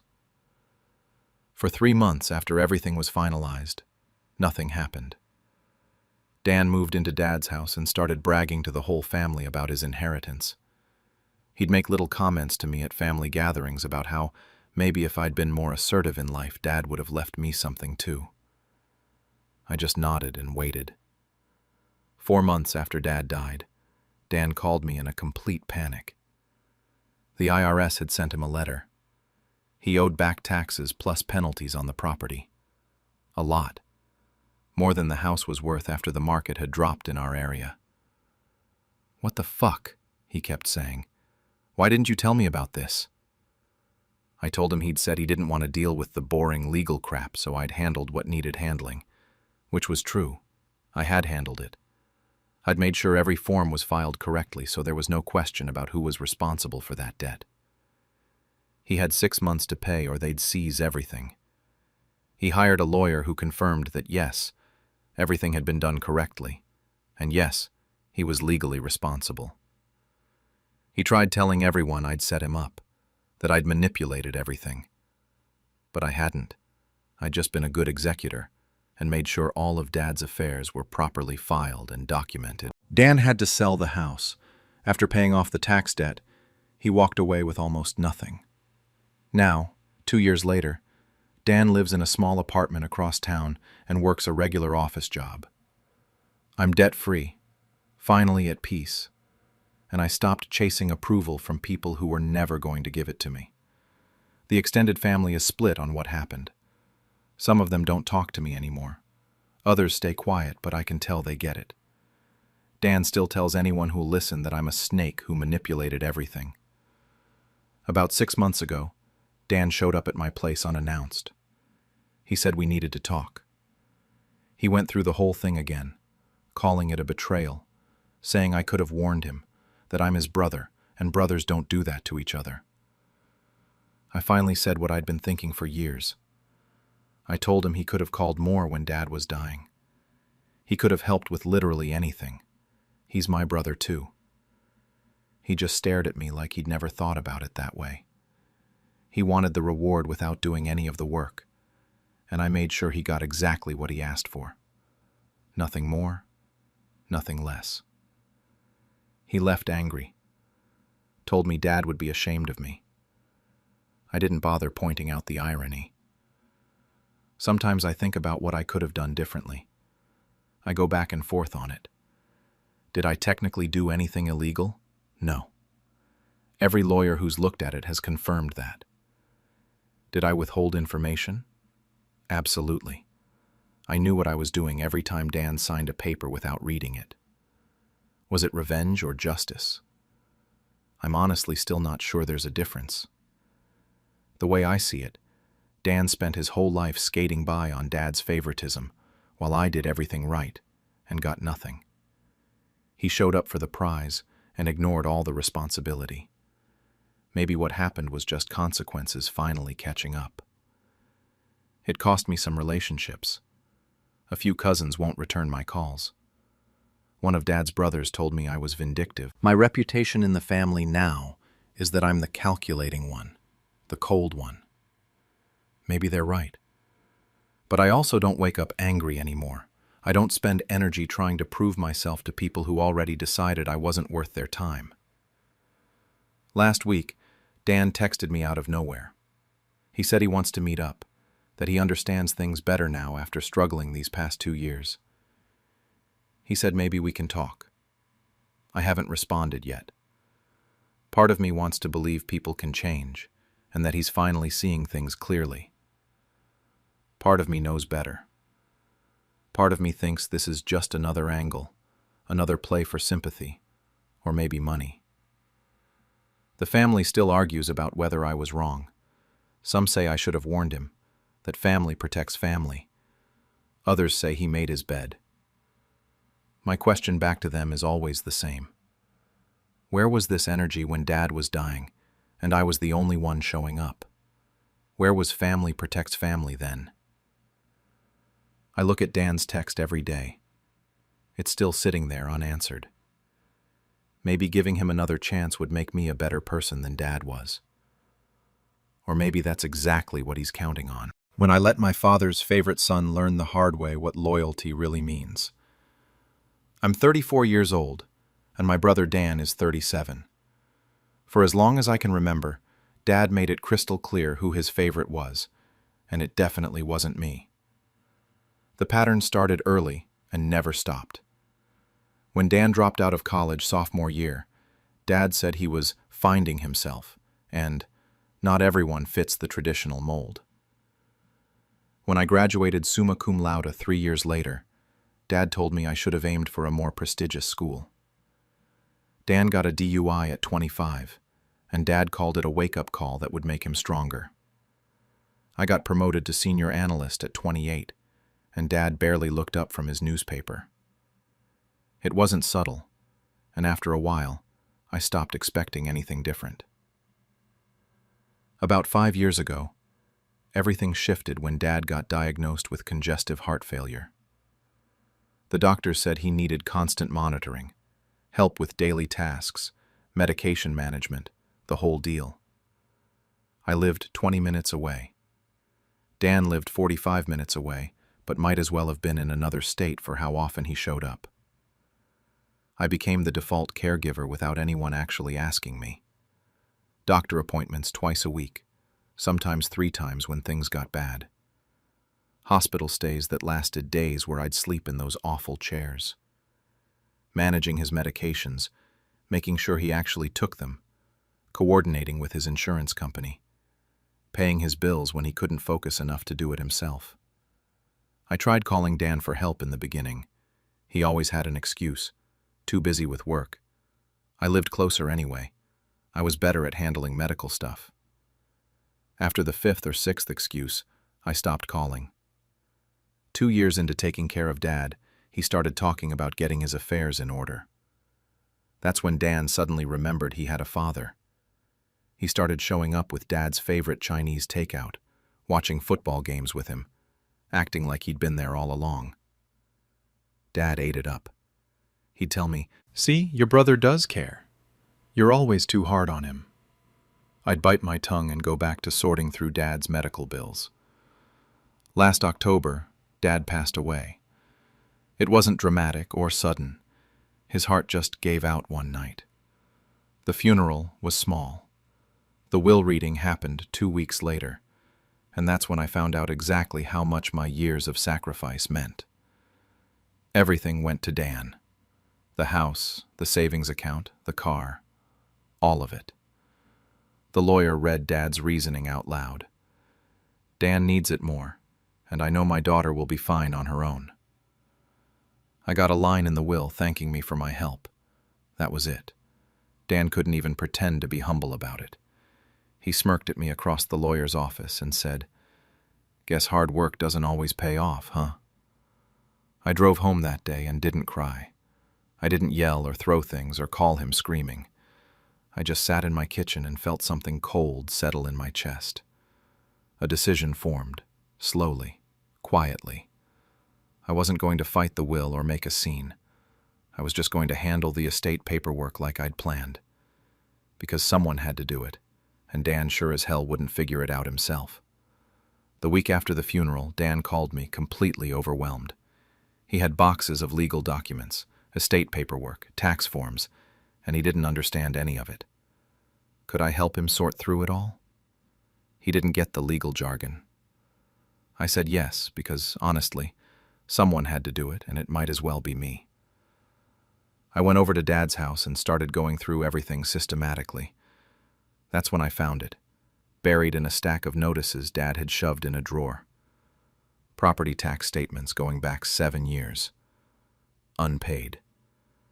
Dad had been ignoring them, and the county had been adding penalties and interest the whole time. I did the math. With everything calculated, the debt came to around $87,000. Here's the thing about inheriting property with tax debt. It doesn't just disappear. It transfers directly to the new owner. Whoever accepts the house accepts everything attached to it. Dan was now legally responsible for every cent. I sat there with those papers in my hand for a long time. I could warn him. I could help him refuse the inheritance or contest the will so we'd split the debt. I could do a lot of things. Instead, I filed everything exactly as it was supposed to be filed. I made sure every single document listed Dan as the sole heir. I triple-checked that all the paperwork was perfect, legal, and uncontestable. I wasn't setting traps. I was just making sure everything went through properly. If Dan had actually read what he was signing, he would have seen it. But he didn't read anything. He just trusted me to handle it and signed where I told him to sign. 3 months went by. Dan moved into Dad's house and started talking about selling it for a profit. He told everyone at a family dinner that he was thinking about getting maybe $400,000 for it, and what he'd do with all that money. I smiled and ate my food and said nothing. Then, one Tuesday morning, my phone rang. It was Dan, and I could hear the panic before he even started talking. The IRS had sent him a formal notice about the unpaid taxes. Did I know about this? Why didn't I tell him? I kept my voice calm. It was all in the estate documents. I filed everything exactly as he told me to file it. Everything was legal and above board. He started yelling that I set him up, that I knew and stayed quiet on purpose. I told him I gave him what Dad left him and hung up. The family got involved after that. Some of them took Dan's side, saying I should have warned him. Others stayed quiet, but I could tell they understood. Dan hired a lawyer who confirmed what I already knew. Everything was filed correctly. His options were simple: pay the debt or sell the house. He tried borrowing money. He tried getting a loan. Nobody would give him $87,000. He called me asking for help, saying we were family and I should care about what happens to him. I told him I was sure he'd figure it out, just like he always did. By month 6, he had to sell. Almost everything went straight to paying off the IRS. He walked away with maybe $15,000 from a house worth $400,000. He moved into a tiny apartment across town, and I heard through family that he was working overtime just to stay afloat. It's been 8 months now since Dan sold the house. He lives in a 600-square-foot apartment and works overtime at his job, plus weekend shifts to make ends meet. I'm still in my same place, debt-free, and for the first time in years, I actually feel peace when I go to bed at night. Dan tells anyone who'll listen that I ruined his life, that I knew about the tax debt and deliberately stayed silent to destroy him. Some family members have stopped talking to me. My aunt won't return my calls. My cousin unfriended me on Facebook. But others have quietly pulled me aside at family events and admitted they get it. They saw how Dad treated us. They saw who actually showed up when it mattered. I'm not going to pretend I feel guilty. I don't. But I'm also not celebrating or feeling triumphant about any of this. I just followed the law and filed the paperwork correctly. That's it. Dan inherited everything Dad left him, including everything that came with it. I didn't forge documents or lie or manipulate anything. I just didn't warn him about something he could have found out himself if he'd bothered to read what he was signing. But there's this gray area I keep thinking about. Legally, I did nothing wrong. Morally, that's harder to answer. I had information that could have helped him, and I chose to stay silent. Is that the same as actively hurting someone? I honestly don't know. Some days I feel completely justified. Other days I wonder if staying quiet was just a coward's version of revenge. Dan still reaches out sometimes. Usually he's angry, sending long texts about how I'm a terrible person and karma will come for me. Sometimes he asks for money, saying he's struggling to pay rent or his car needs repairs.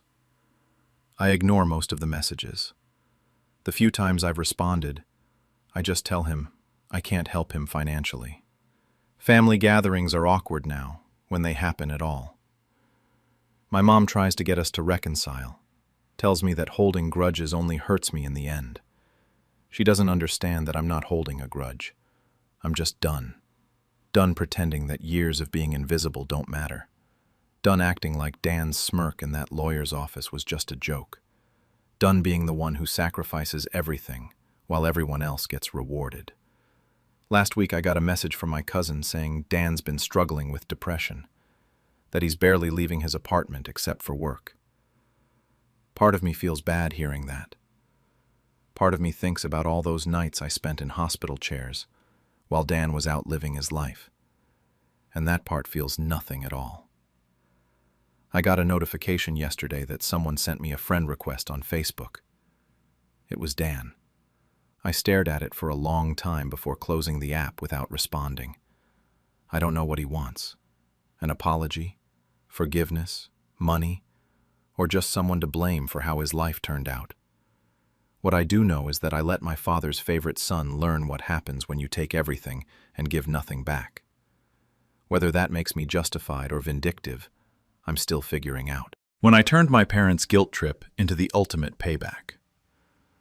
I, 34, have been dealing with my parents, my father, 62, and my mother, 59, my entire adult life, along with the mess they created for my younger siblings, Jake, 28, and Maria, 26.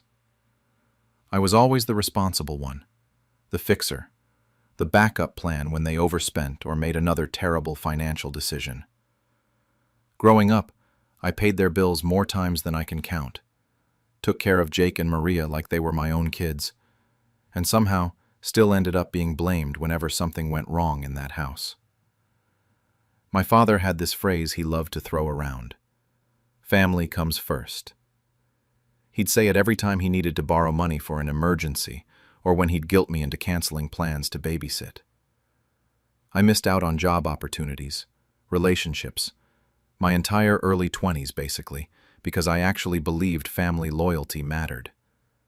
I kept thinking they'd eventually get their act together and stop needing me to save them. They didn't. 3 years ago, I met David, 36. He was stable, kind, and didn't come with a dysfunctional family that treated him like an ATM. We got engaged after dating for a year, and for the first time in my life, I felt like I could actually plan a future that wasn't centered around my parents' next crisis. We spent 2 years saving for our wedding, $30,000 total. We had spreadsheets, a timeline, the whole thing. Then, 1 month before we were supposed to finalize the venue, my parents called. My mother was crying so hard I could barely understand her. They were going to lose the house. Foreclosure. My father got on the phone and did his usual guilt trip routine about how they raised me, sacrificed everything, and needed me now more than ever. He promised they'd pay me back in 6 months. He swore on it. I transferred $15,000, half of our wedding fund, gone. David was frustrated but supportive. We agreed to postpone everything and wait for them to pay us back. I actually believed them this time. I know how that sounds now, but I really thought this would be different. It wasn't. Month 3 came and went. No payment. They started avoiding my calls. By month 5, my mother was posting photos on Facebook of their new living room furniture. Expensive stuff. The kind you don't buy when you're supposedly drowning in debt. Month 6 hit, the deadline they promised, and nothing. When I finally got my father on the phone, he said they had unexpected expenses and needed more time. David's patience was running out. He kept saying they were never going to pay me back, but I kept defending them, making excuses, saying they were just going through a hard time. A year passed. 1 full year since I handed over that money. I saw their Facebook posts constantly. New furniture, my father's new fishing boat, photos from a family vacation to the lake. Meanwhile, David and I were still living in our small apartment, our wedding plans dead in the water. He finally gave me an ultimatum. Either we get married with what we have left, or he needed to know where he actually stood in my life. That same week, I agreed to meet my parents for dinner. I brought up the money, asked them directly when they planned to pay me back. My father didn't even look guilty. He just shrugged and said, "You'll inherit it all one day anyway. Stop being so selfish." I left that restaurant, and something inside me just broke. I was done waiting for them to do the right thing. I stopped waiting for karma that night. The next morning, I called my cousin Lisa, 38, who's a lawyer. She didn't even let me finish explaining before she said, "About damn time. I've been watching them do this to you for years." She agreed to help me file a small claims case for free. Said it was her favor to me for all the family dinners she got to skip growing up. I spent the next week gathering everything. Bank statements showing the transfer, screenshots of every text message where they promised to pay me back, emails with their excuses, every "I swear we'll have it to you next month," saved and documented. Lisa looked through it all and said I had one of the clearest cases she'd ever seen. We filed, and my parents got served 2 weeks later. My father called immediately. He was furious, yelling about how I was suing my own parents, how I was destroying the family. How dare I? My mother sent a text saying they were telling everyone what an ungrateful daughter I was. And they did. Aunts started calling me selfish. Uncles said I was tearing the family apart over money. Maria sided with them completely, sending me paragraphs about how cruel I was being. Jake stayed silent, which somehow felt worse than if he'd picked a side. I've never felt so alone in my life. But I didn't back down. 3 months after filing, we had our court date. My parents showed up with a barely prepared lawyer who clearly took the case last minute. They had no evidence, no receipts, just excuses and emotional appeals. Their lawyer actually tried the "family shouldn't sue family" angle. The judge reviewed my documentation, all of it, and the ruling came fast. Full amount owed plus court costs. The judge ordered their account frozen until they paid. I'll never forget my parents' faces when they realized consequences were real, that they couldn't just charm or guilt their way out of this one. My father caught me in the parking lot after and told me I was dead to them. The funds hit my account a week later. I sat staring at my bank balance for hours. When David came home from work, he found me just sitting there. He asked what I wanted to do. I said, "Get married. This weekend, if possible." I didn't call anyone to announce it. I didn't ask for opinions or permission. I booked a small resort in Mexico and sent invitations to exactly 15 people. David's family, Lisa, Jake, who surprisingly said yes, 3 close friends. That was it. I deliberately left out my parents, Maria, and every extended family member who'd taken their side during the lawsuit. The ceremony was 2 weeks out. The secrecy of it felt powerful, like I was finally doing something entirely for myself. 2 weeks later, I stood barefoot in the sand wearing a simple white dress I bought off the rack. The sun was setting over the ocean.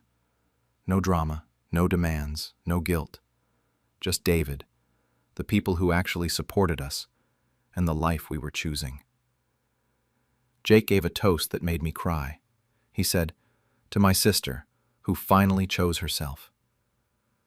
It was the first time I'd felt free in years. That night, I posted the photos to Facebook, every single one.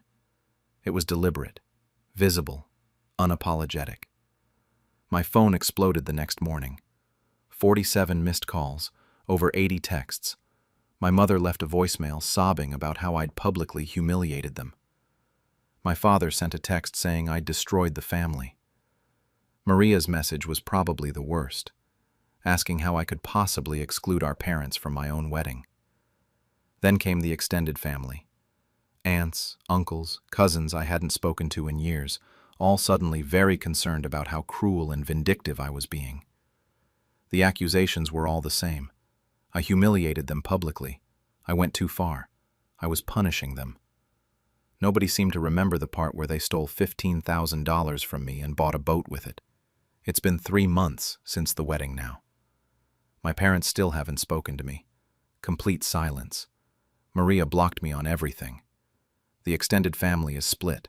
Some quietly reached out saying they didn't realize how bad things were. Others are still acting like I'm the villain. Jake told me last week that I did the right thing. He said they did this to themselves, and I just stopped enabling it. David's been relieved. He says he finally has his wife back, the real me, not the version that was constantly stressed about my parents' next emergency. My feelings about all of it are complicated. There are moments I feel guilty. Moments where I wonder if I took it too far with the lawsuit and the public wedding photos. Then there are moments of absolute clarity where I realize they never would have stopped otherwise. The cycle is broken now. No more emergency calls. No more guilt trips. No more loans I'll never see again. But it cost me relationships, extended family approval, and whatever illusion I had left of a happy family. People keep asking if I regret it. The answer isn't simple.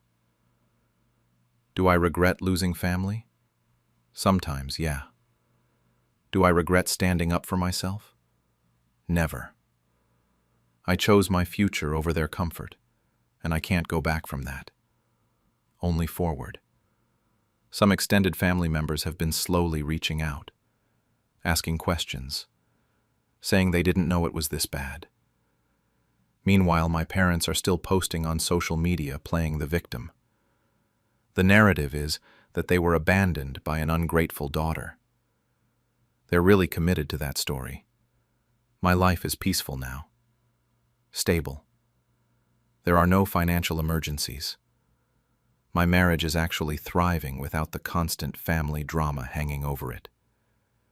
And that inheritance my father mentioned, the one I'd supposedly get one day, I don't want it anymore. I don't want anything from them. Last week, my Aunt Carol called. She said my parents are struggling financially again and asking family members for help. She wanted to know if I'd forgiven them enough to contribute. I laughed. Actually laughed out loud.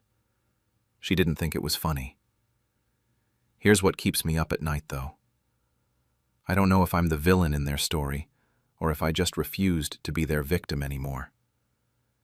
Making my revenge visible, the lawsuit, the wedding, the Facebook photos, maybe that was crossing a line. Or maybe it was just them finally feeling consequences they'd dodged my entire life. I still don't know if I did the right thing. but I know I did the necessary thing. And somehow, that has to be enough.